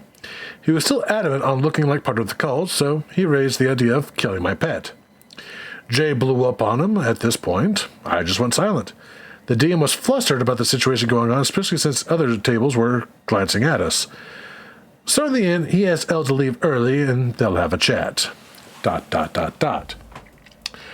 I kind of had a feeling Elle liked Jay, which Jay confirmed, but she made it clear that she only likes guys within her age range. And since I made that post, he DM'd her if we were really dating. He went on a homophobic rant about how he thought I was trans or some shit because I act more feminine. Well...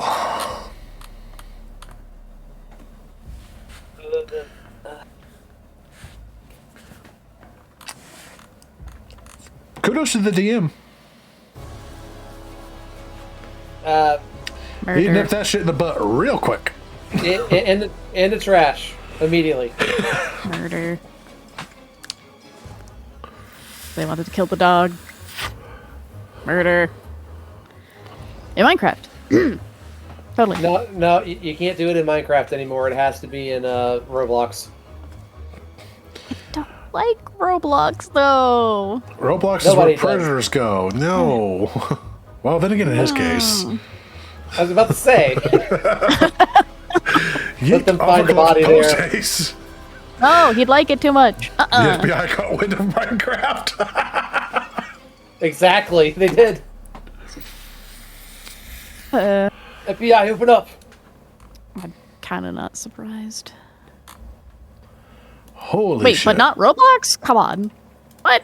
Look, the weirdest part is that they're actually catching on to anything at all. Yeah, I mean, fair. Point, yeah. Yeah. That's why I won't be streaming me playing Minecraft, because eventually, you know how that curse plays out. Nah, not risking that. Look, it's fine so long as you don't deal with any of that shit. Right.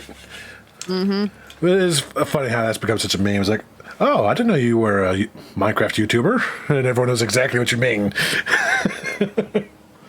They put out a statement about how they noticed that criminal activity would be disguised within Minecraft.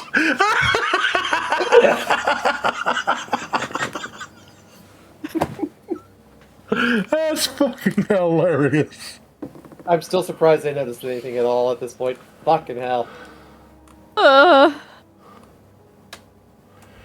Uh-oh, first 2 experiences as a brand new player. Extra long, yeah, that's a pretty sizable one. Doesn't have any warning tags out, though.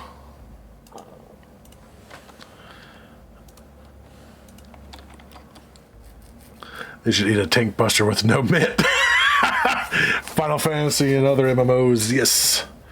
God. The amount of times I've had to heal a tank through that crap because they didn't pop a mitt. It's like, God damn it, come on. Make it easier for me. Look, all I'm asking is for the ability to fucking suplex a train. That's all I'm asking for. Yes. I like that. That is always a fun I can get behind that. So, first 2 experiences as a brand new player. What were you saying? Huh? I was just going to say, that's the one thing I give Magic credit for right now. They made a card. Right, Doodles? Right? It's like, man, I went too far on this one scene. It got too dark to read some of this stuff. Okay. No, I didn't. My players were sufficiently warned multiple times about shit I was going to do. These guys weren't even warned. And I've done some disgusting things as a DM, which we discussed I have earlier. heard the stories. I have heard the stories. That's why I made a horror contract. Yep, we knew. We understood. Mm-hmm. We know what we signed up for. Yeah. I think it became a little too real for Indy at one point, but they played that like a trooper. Like I said, if they weren't going to take that character, I was. Oh, man. My response probably would have been still about the same. Like, well, shit! Like, oh, Damn! fuck. It's your turn, you fucking bitch. For those wondering, I did a Cult Divinity Lost game during my 24-hour donathon. And in one of those scenes included SA. Everyone, including chat, was warned that they might want to mute for this next part, as I didn't hold back. I didn't get too explicit, but explicit enough that they knew exactly what was happening. Yep, Solvi was one of the ones that had to mute for that. Yep. I was very careful. I was actually like, this is when it's starting. I will message again in chat when it ends, and I did. So, first two experiences as a brand new player.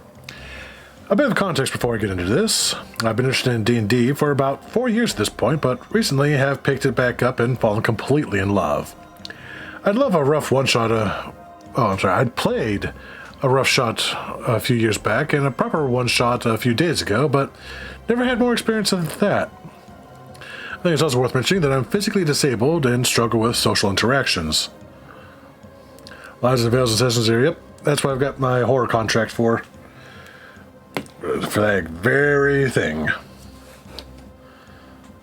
Was warned several times, was not expected to be that intense.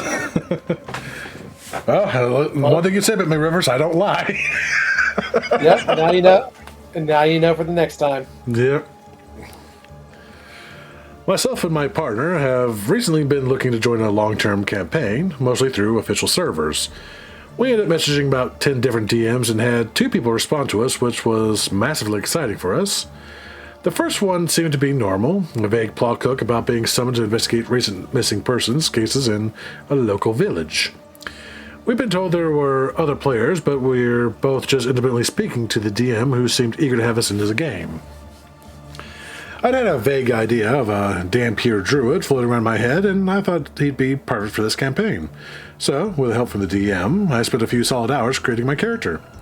Fleshing out backgrounds, thinking of potential plots that could link into the campaign, making them as well-rounded as I could. Honestly, I was really excited about creating this character, and my partner was equally excited to make his. Regardless, both of us presented our characters to the DM, who seemed really happy with them. They even mentioned about art and eventually having pieces commissioned for the party, which I thought was amazing. I asked about a server or meeting the other players, but they seemed dead set on what my character looked like, same with my partner's character. I told them I could draw our characters if it would make it easier for them, assuming it would be for a token or in Roll20 or something similar. Especially considering we'd met them on the Roll20 server. That's when they told us that they were using this cool 3D map program that I immediately didn't understand very well, but they'd already been commissioning 3D renders for our characters. A bit much for players they'd just met, but I assumed they were just excited for the campaign. Okay, that's interesting, because that shit's normally not cheap. No. Which is exactly when the DM told us that we would be the ones paying... Oh, there it is, there's the shoe. Which is exactly when the DM told us that we'd be the ones paying for the supposed renders, $200 for both of them. Even if I had that kind of money to spare, I'd be very wary giving money to a stranger online for an artist they would even give me a handle for. Needless to say, myself and my partner politely declined, and the DM tried to start cutting us deals. We stated that we had no interest and stopped responding, to which the DM was sent a few gifts of sad anime characters, but ultimately nothing else happened. Oh my god, was that all just a bot attempt? Really? That's all. That about sounds like what that was. It sounds like a scammer. Right? That Wow. Gotta give them credit for the playing the bit to that point, though. I say originality, I guess, but like at the same time, like, no. I find myself conflicted. On one hand, fuck you for that. On the other hand, bravo. That's the best scam I've ever seen someone pull off. It didn't work, but still, bravo. All right. They were fresh with it. I mean, that's commitment. That took hours of making a character before doing that shit. I will say D&D players are probably not the best target. Yeah, probably not. Like, there's a few, don't get me wrong, there's a few who, get shit like, Don't fuck with us D&D players. We have no money. Actually, he didn't except pull for it the ones off, that do. I mean, I can see some D&D players, especially after going through all this time making the character and you're all hyped up and excited, that I could see them falling for it at that point because they're just like That's also caught up in the moment. If they do actually have the money, yeah, especially. If they have the money, yeah. Oh, yeah. Yeah. But I hate to say it, but a lot of TTRPG people are fucking broke. Yeah. There's a reason the GM is the one that ends up buying most everything. Yeah. You're not wrong. That's why you go after the Pathfinder player. Oh. Damn. Woo, that's a good joke. That's a good one. I like that. Not the best introduction to D&D, but I get bad things happen and scammers are everywhere, unfortunately. It was a bit annoying, but only a few hours of my life. I could always use the character for another campaign. Plus, we'd had another DM respond to us, and they actually had a proper fleshed out campaign. This DM, who I'll call David from now on, seemed really cool. They had an entire vetting process and a server they initially put us in to chat to other potential players too.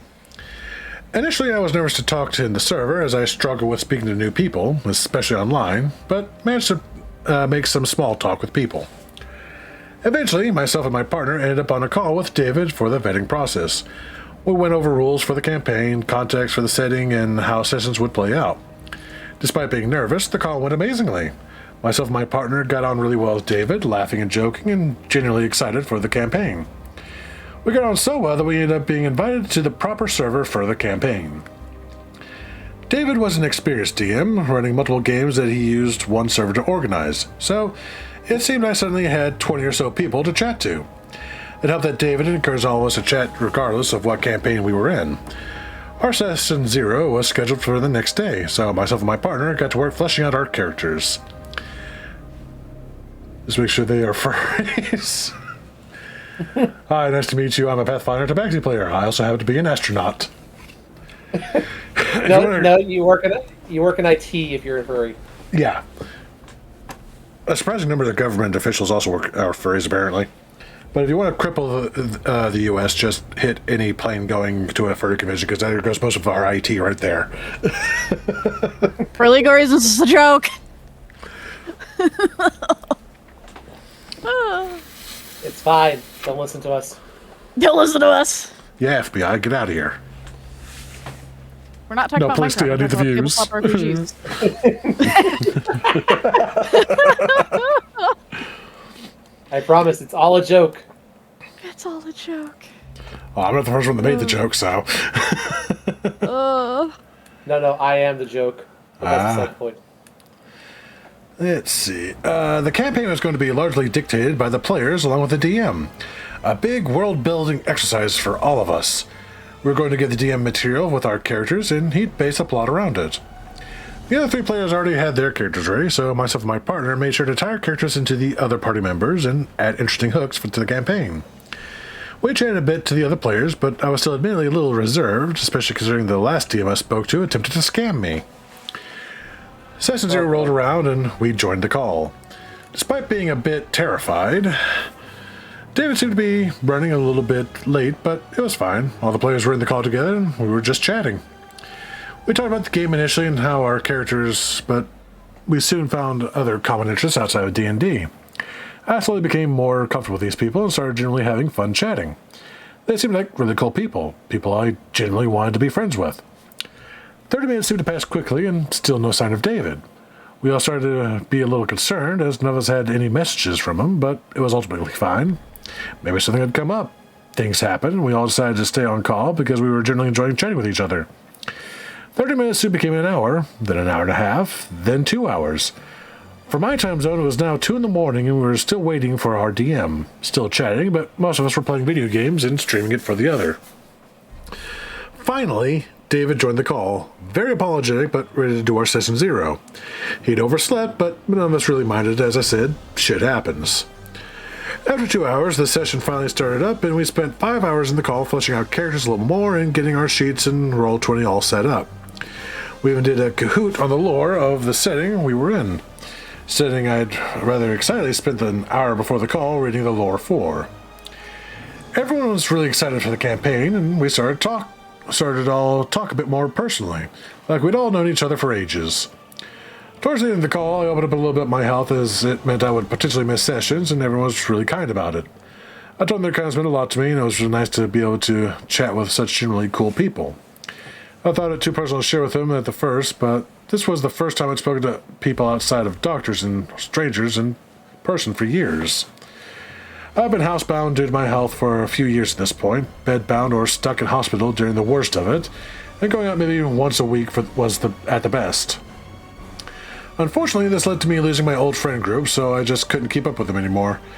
Not to get too depressing in this post, but a call that seemed so simple generally meant the world to me. It's part of the reason myself and my partner looked for D&D campaigns in the first place, so I could start meeting new people again. Regardless, we got off the call after 6 hours of talking and laughing. And I was incredibly excited about our first session a week from then. In the meantime, we were all still chatting, and I kept working on my character, although I was more concerned with learning the ropes of actually playing D&D. Everyone else had a couple of years' experience, and I wouldn't be new to everything. I spent the week watching YouTube videos on D&D lore, how to play well, how combat works, everything I could possibly do to make this as fun as possible for everyone. I even ran a one-shot with my tutors so I could practice for the proper campaign. I started watching Critical Role and various other campaigns, writing notes on how to involve everyone in the campaign. Good role-playing moments, literally learning everything I could. I've also recently picked up art again and spent 10 hours drawing my partner's character and beginning on a detailed portrait of my own character. Needless to say, I was unbelievably excited for my first campaign, for the chance to become friends with these people. I'd even shared my art on the server, and people really seemed really excited by it. Cut to about 4 hours before our first session. I have a message from David asking to talk. I respond and ask, "What's up?" And to which he tells me he had kicked myself and my partner from the campaign. No warning, no message to my partner, just to me. He kicked us both from the server. He explained it was due to the age gap between myself and my partner, something we had mentioned in the first 5 minutes of the vetting call. There's a 10-year gap between myself and my partner, and I specifically said to David that I understood and respected if it made him uncomfortable, and if he didn't want us as players because of it, but he reassured us at the time it wasn't a problem. Okay. I told him I understood and wished him well, thanking him for his time. I went to check my private messages with the other players, and it turns out they had all blocked me. As silly as it may be, this crushed me a bit. I'd spent the past week learning everything I could about D&D, spent hours on my character making art for them. Hell, even just being able to join a call and talk to people was a massive milestone for me, and now it was just gone. As I write this, it's been about 6 hours since being kicked, and I'm still just kind of processing. I know I'm just being dramatic, but both of these experiences back to back have me questioning if I actually want to play this game. It's an escape from real life, a safe space to have fun with friends, but now I'm too scared to reach out to another DM in case this happens again. I don't want to pour days of my time into something that results in nothing. I genuinely hope the players enjoy the campaign and completely respect the boundary being set, but I really wish it was before I'd spent so much time on this. I'll probably try looking for another campaign to join, but I fear I'll keep my walls up this time. For what it's worth, I'll leave the art in the comments too. Maybe one on a quick sketch, another a work in progress. Too long didn't read. First attempt at joining a campaign ends up being a scam, and second attempt ends up being kicked a few hours before the first session after days of preparing. Update. So the second DM advertising the campaign we were meant to be in and looking for group servers. Seems all but one person left the group in the end, laughed my ass off. Wow. fuck? What? I don't get age gaps. If you're both adult, what the fuck? I don't understand. Yeah, like, what? No, I'm so confused. if they were 18 and you were 30 something, I could understand being kind of like, okay, that's kind of fucked up, dude. But what? Like, yeah, as long as you're both adults, like,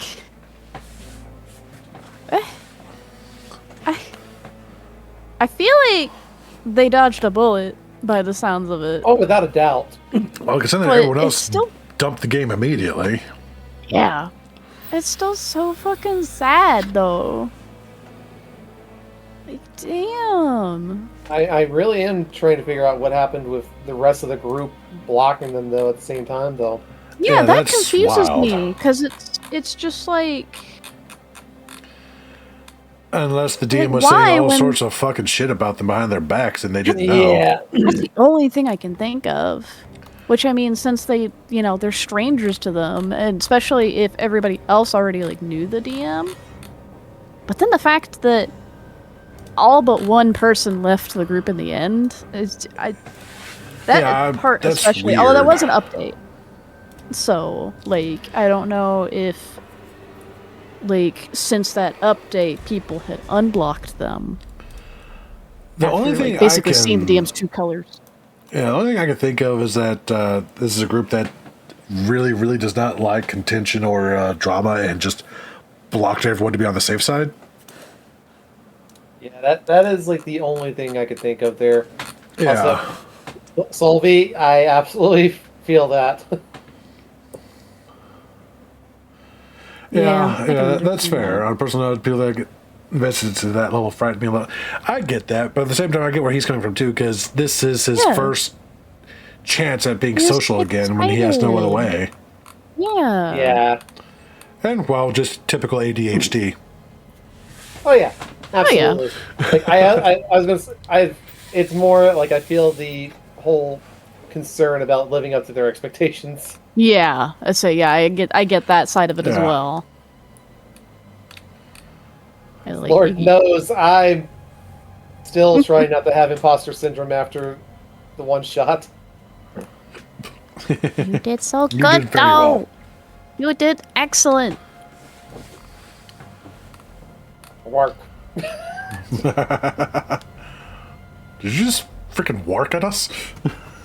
You became a chocobo? What? Work. Work. Work.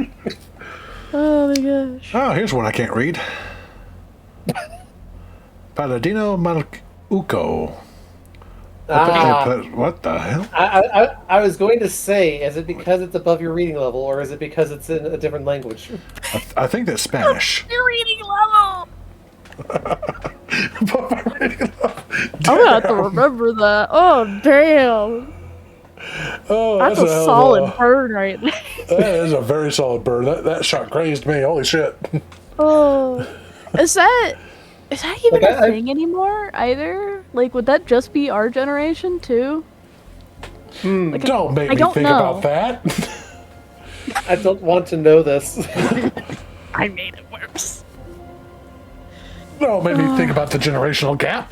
Shit. Okay, this one looks amusing. It's not too long either. Fuck. Taro, are you still around? Oh, Taro. Oh my god, I hurt. You try to make Oh, me it feel hurts so old. much. Look, at least, Okay, I did it to myself too. I was, Remember? I was also just going to say, it could be worse. I could be asking about the drinking that was being done, not by you last night, just by your mother the day that she was pregnant with you. Ooh. Damn. Damn. This one's called I Killed Off an Annoying Player to the Cheers of the Rest of the Table. Damn, this person must have been annoying as fuck. I can't believe you killed the player. Holy shit. Right? And that was met with such rapports applause. Jesus. Just Here's This has got the tag of brought- lighthearted. Just brought out Hallister's Glock and everything. I cast 9mm. Years ago at an annual gaming con, I ran one-shots at an old B-movie RPG. It came from the Late Show. It was a funny, absurd game about playing cliche characters in an awful bad movie worthy of Mystery Science Theater 3000. 90% of my players were annual repeaters, or got the vibe immediately after reading the one-page intro I passed out to everyone, explaining the style and humor we were aiming for. The sessions were loud, hysterical, and so much fun, because all my players were bad movie fans with a great sense of humor who understood the assignment. Except one guy. We'll call him Bob. Bob. What about Bob? Bob was trying to earn an award. Each table awarded the best role player a prize. He thought if he could overtalk the other players, he could hog the spotlight and win. My intro page including a session called Acting Appropriately Stupid, and listed example quotes of characters where they do typical sci-fi or horror trope which defies logic, such as, "The killer's around here somewhere, you guys split up," or calling, "Is that you, Gus?" into the darkness when that growling noise obviously isn't Gus. I need to make notes. That sounds like it'd be fucking fun. Yes, that is amazing. That would be like a Call of Cthulhu Pulp Cthulhu thing to play at some point. Bob thought if he loudly quoted enough of these, he'd score more points. After ignoring him, then giving multiple verbal nudges and later warnings, a few of my players were annoyed as well. It was time to take him out, and the music needs to be reset. Watch second. Hellmantown. We'll go with that one.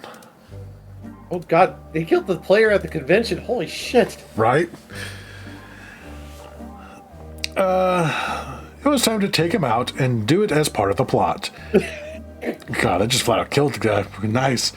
That year's movie, Slumber Party Beach Blanket Nightmare, Amazing. was about a beach party invaded by seaweed creatures who dragged the victims to the underground cave as sacrifices to their gods. 30-foot tall lobstermen. Sounds like the Koa. So they finally decided to start that cult where they were going to help the fucking lobster shed so it could become their new god. Right. Rather than fighting the monsters, Bob was busy loudly over-talking everyone, so one of the creatures angrily consumed him whole mid-sentence. Because his character was so annoying as he was, he actually made the monster nauseous, and as it staggered, it opened up a chance for the heroes to strike, which tilted the combat in their favor, leading them to the final big bad. The table cheered loudly when Bob bit it. Bob then asked if he'd won the prize, 60 minutes before the session was done. Sorry, I told him, dead men win no prizes, and if he stayed, he'd have to sit quietly and roleplay a corpse. Bob wandered off to find another table to haunt. Jesus fuck. What the fuck? This is why we can't have nice things. This is a man who did not understand anything. Right? Oh god, the top comment, he should have just relaxed, Joel Robinson. God damn it. I know this is technically a horror story, but damn, that game sounds fun, right? That does sound fun. Yes, it does. That is now on my to-do list. That's absolutely going That on. actually, I'm more of a serious games master than a comedic one, but that one might be one of the exceptions. Oh yeah. actually with based paranoia. off Mystery Science Theater 3000. I'm pretty sure Creed was yelling at me to watch those. We might actually be able to lure in a Treed with that shit. Right. I was gonna say we have that on YouTube, constantly running. So Also, I really, really, really need to get the Tavern Tales book from Adam because this is the kind of shit that we would do use Tavern Tales for. Right. Hey, Morty, something that helped my personal imposter syndrome as a DM is, if I was a bad DM, people would not be so invested coming back week to week. Yeah, I had someone tell me that too. It still doesn't always quite click true with me. yeah, but I do appreciate that. Like, I literally had one of my players DM me afterward being like, I did not even realize, like, if you hadn't said anything, I would not have realized that you hadn't done this before. Ah, facts. And the fact that no one realized how much time had actually gone by until you mentioned it. It just made me feel happy. But I still suffer from the imposter syndrome all the same. It's hard to this get comment past. thread. Killing off players is murder. Right, that God forbid a DM has hobbies. That's why he was going to haunt another table. Calm down. This isn't Reddit legal advice. Not the asshole OP. Go ahead and feel free to keep murdering. Trimming down the number of people playing demonic games like D&D is a civil service / sarcasm if it's really necessary. Please only kill off their characters. Oh, great. Now we're guilt tripping our DMs to avoid dangerous encounters. I would highly recommend avoiding encounters with law enforcement. They're always suspiciously high CR, and they'll always say things like D&D is just a game. I love that comment thread so much. I love it so much. I got hung up on earlier. Dang, missed the opportunity for gastropod people.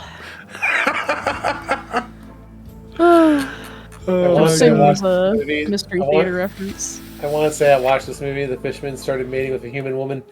Edit. Missed the part about it being a 30-foot tall lobsterman. Otherwise, basically, yeah. Basically, yeah. Oh my god. Have we ever guilt tripped you, Lore? I can't talk. Hello. Have we ever Talking guilt is hard. tripped you?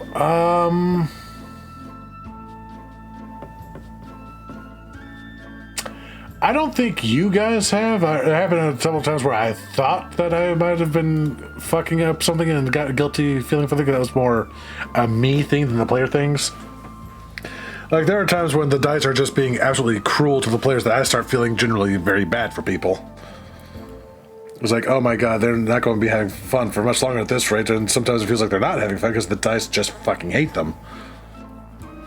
Like, every now and then when I do a TPK, I do feel guilty on some level.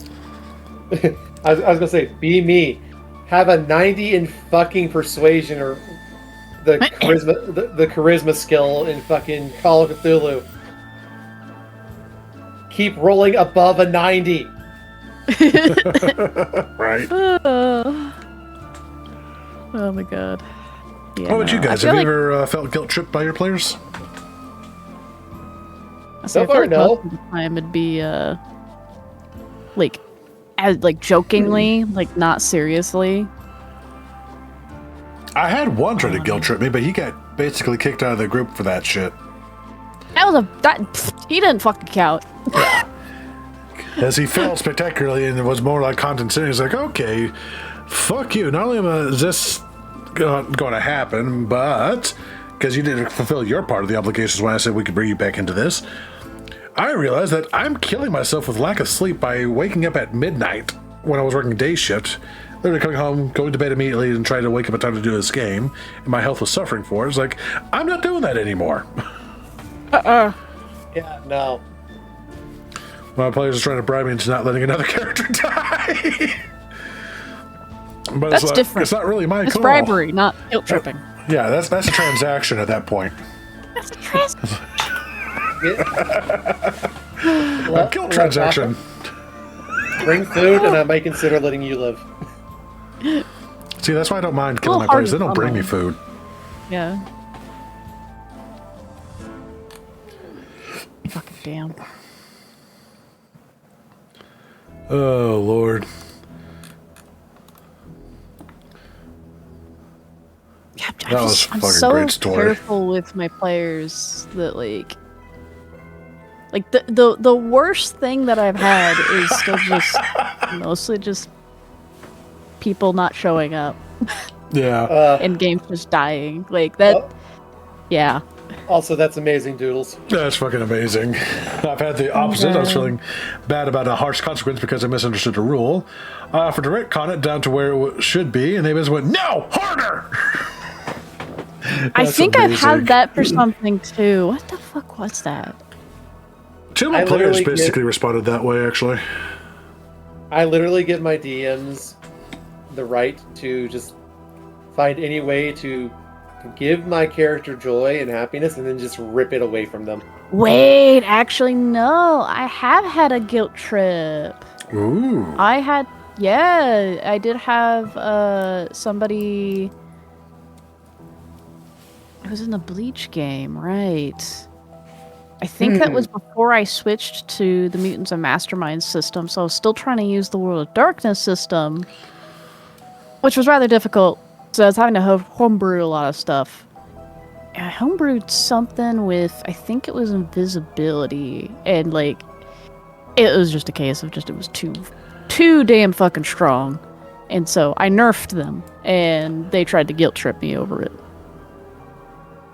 And I partially unnerfed it. I did not unnerf it all the way. I basically was like, nah, you just fucking deal with it. Yeah. Look, I didn't want to go on a trip. Two of my players kind of did sort of what Doodle was doing. My dad met them in another game, and my dad did not like the Dungeon Master for that game because it was one of those that would let players do literally anything, get away with anything. There was no consequences or anything. It was just like, no matter what they did, it worked, and everyone was basically getting bored. So he convinced me to start getting into DMing again. This was like a little over a decade ago, and I got back into DMing. And I put together Or the time you killed your dad? Oh, yeah. I think that's actually what he sold them on. Is that my son will kill even me. If you guys want some actual consequences and challenge, his games are the ones to play. And I don't think they quite realized how that was going to work until they saw that, oh shit, we're actually fighting for our lives. Oh shit, he just killed that person. It's like, yeah, if you... like I warned you all, like D&D is a war game in its heart, and I'm a war gamer. I will use tactics. Beat my tactics. I'm not going to try to go out of my way to kill you, but I'm not just going to give you the win either. And they just got hooked really quickly because, like, oh my god, there's actually consequences to our actions to this because, well, one, we got locked on the stockades for killing a villager outside of town. It's like, well, that gets discovered because you sold his gear to the blacksmith. The blacksmith's like, this looks familiar. Well, suddenly he's locked in the town square in the stockades wearing a donkey head. In my first game I ran, my mom got super pissed. Her character wasn't very powerful. She was playing a rogue and kept guilt tripping me for her player not being able to one-shot anything despite her not taking any of the mechanics. Oh god. Yeah, you're not going to one-shot anything unless you make sure that you meet the requirements for your backstab. Right. Simple as that. And especially also if you don't go assassin route. I was gonna say, not even assassin route. Like, you can get some nasty damage out of a rogue easily enough. You just need to know how to play the fucking class in the first place. Yep. I like my very first Also rogue. depending on feats. I was gonna say, my very first rogue was a swashbuckler. Oh, easy god. enough to get stuck alone with somebody. Yeah. This is a horror story. Oh my god. Ooh. I will also say this will probably have to be my last one. Okay, I'm not going to share this one because I don't want to scar anyone too badly, but What? I dropped my dice bag, and now there's a missing D4 somewhere on the living room floor. Oh no! The top comment of that one's fucking hilarious. Wait till nighttime, turn out the lights, and walk around barefoot through the room. You will absolutely find it. Oh no! Did not find D4. Found Lego that's been lost for a month. Oh my god. Whoops! Amazing. Yeah, no.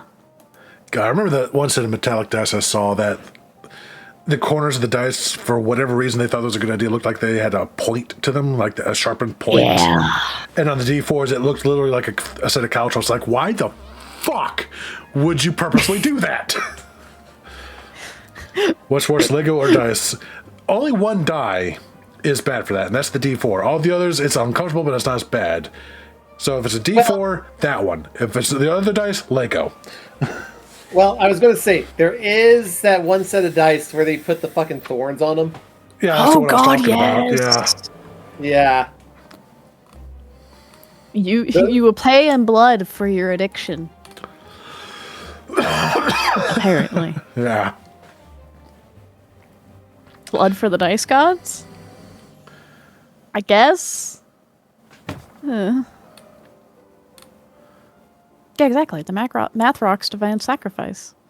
Exactly. A gross character idea.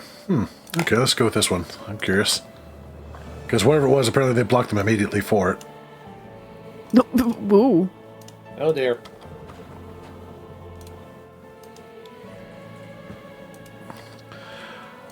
So, a gross character idea. I'll read what's in the Discord message in a second, but I've recently posted on looking for party posts for a swashbuckling campaign of mine, and this is one of the first messages I got. Blocked almost instantly. Character idea. I've been cooking up a female elf wizard, nothing on paper yet, just in my mind, but the idea is something like this. When the wizard was but a mere child, she either fell in a magical cauldron, Asterix and Obelix style, or was dipped in the cauldron by her mother, Achilles' heel style, and somehow, someway, she now has magical pee. Oh no. Magical pee. Okay. If you look online, you'll be able to find, or maybe you're familiar with, the D10,000 Wild Magic Table. I have seen that one, yes. So, my idea was, if this homebrew gets approved, of course, that she's able to conjure a potion a day or something. I can see where this is going. Conjure being in quotations, a potion a day or something.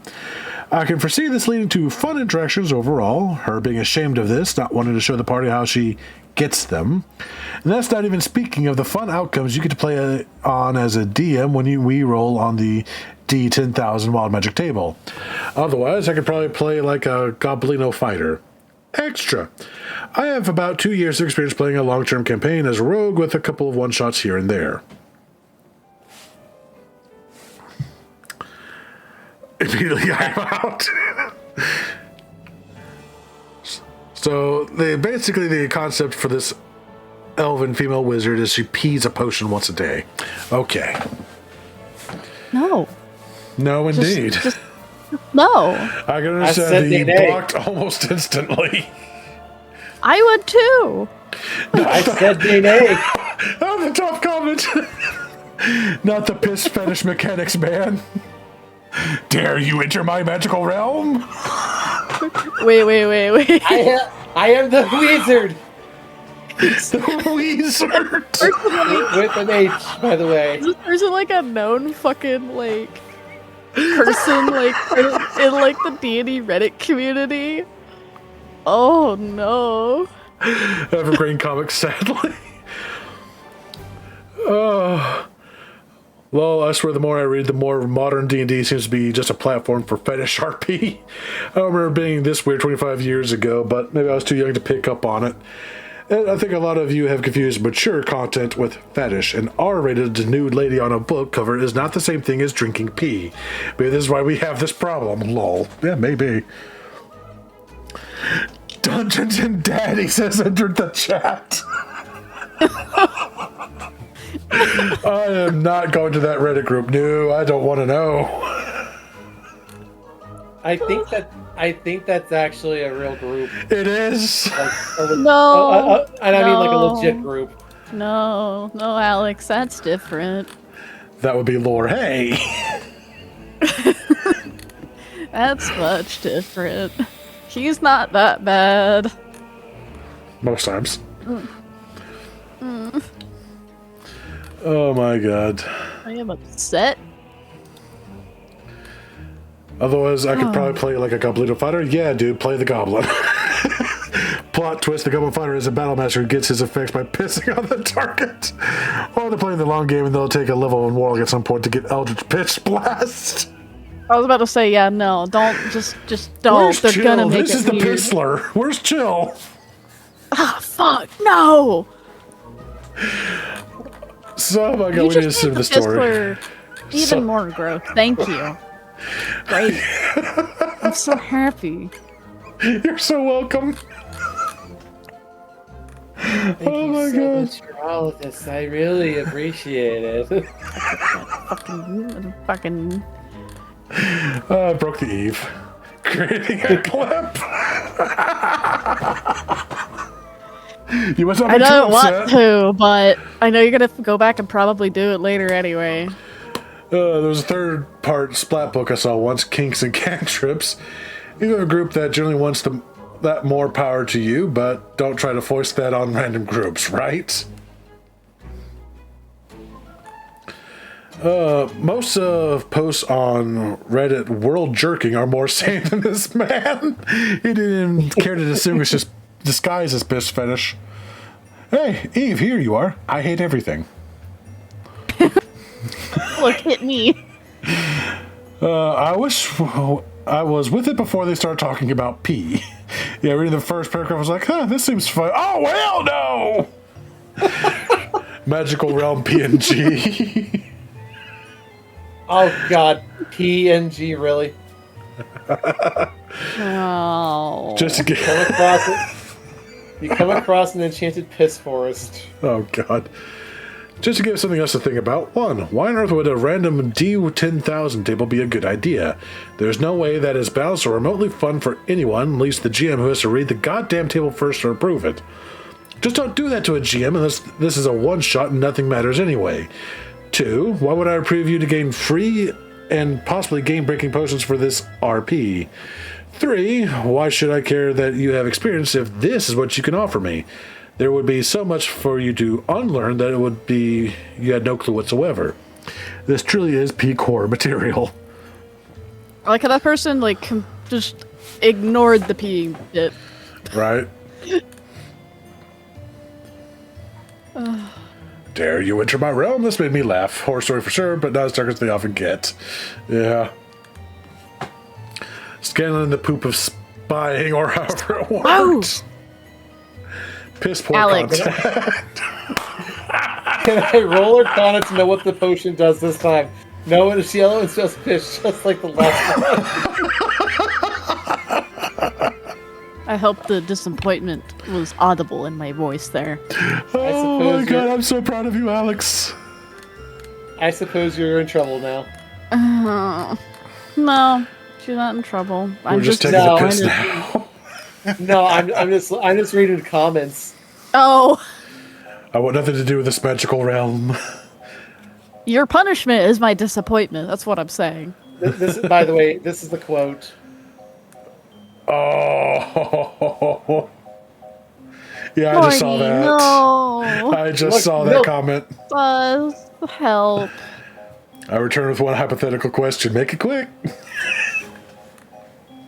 Welcome back, by the way. Never let bro cook again. Tonight's episode, the writer's barely disguised fetish. I wouldn't even say it was barely disguised. There was no disguising that at all. Dost thou wish to enter thy magical realm?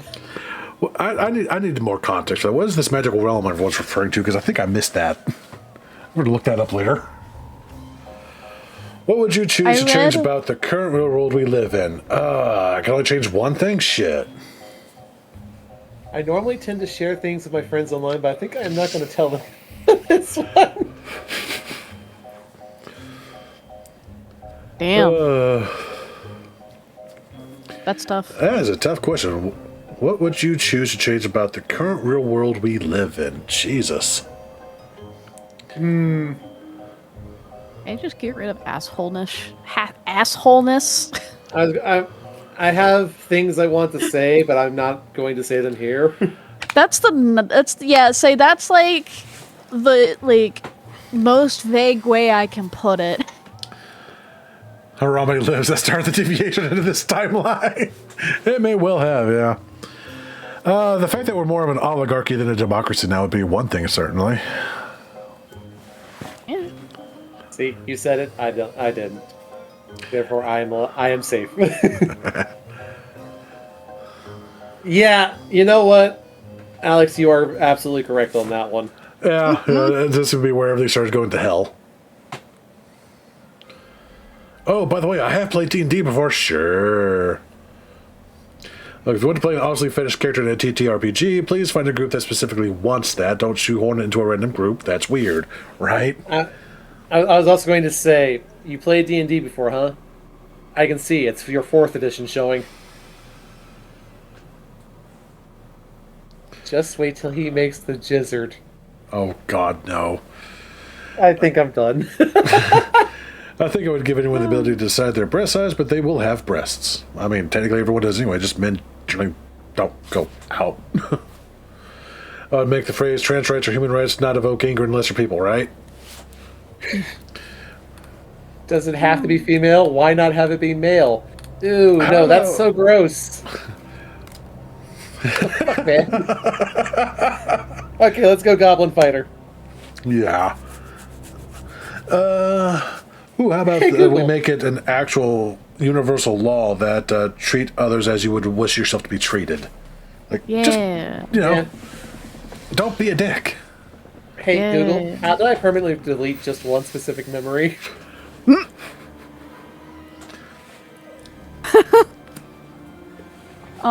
know the worst part about that is, so I glanced at a comment like, can I roll Arcana to know what the potion does this time? No, it is yellow and smells of piss, just like the last one. And considering that the rules as written, the way to identify a potion is by taking a sip from it. Oh no! I'm trying to remember who it was that decided that healing potions just taste like chunky Mountain Dew. This is compounding for me now because it's making me remember a particular little girl NPC that I have seen who would make this lemonade. Oh no! Oh, no. And it tastes like lemonade. It looks like lemonade. It smells like lemonade, but it's just like, it's like the best lemonade you've ever tasted. The players noticed her in the woods picking mushrooms and other things. And one of them did ask what she was doing, like, gathering ingredients for my lemonade. By the way, that was really fucking good lemonade. It gave you, like, +2 on 2 different stats or some shit. Oh, no. For, like, a day? It was really good lemonade. But, yeah, just don't ask what's in it. Putting an lemonade stand now. Putting a lemonade stand in the next game. Now I'm just reminded of the fucking hag, the sea hag that made everybody eat food. And anytime they asked what the ingredients were, she's just like, special ingredient. It's a special ingredient. And then turned out it was like fucking powder of deliciousness or whatever. Because it's a fucking sea hag.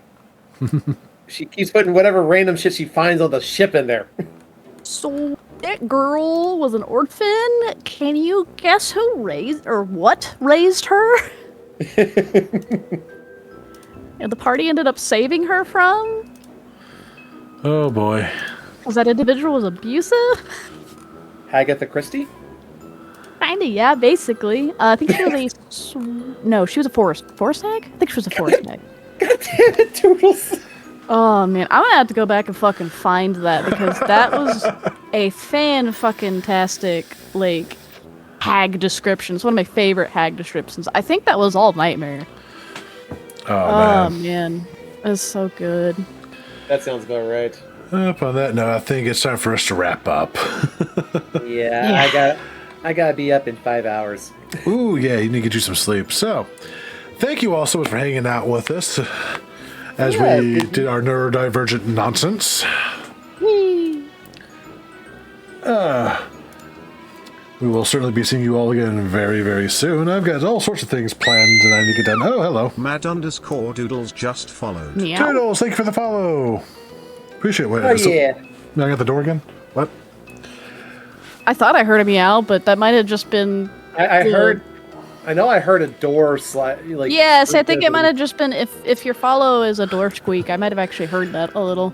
Sleep well, Eve. Father. Have a good night, Susan. Okay. Shots fired at me. I get it.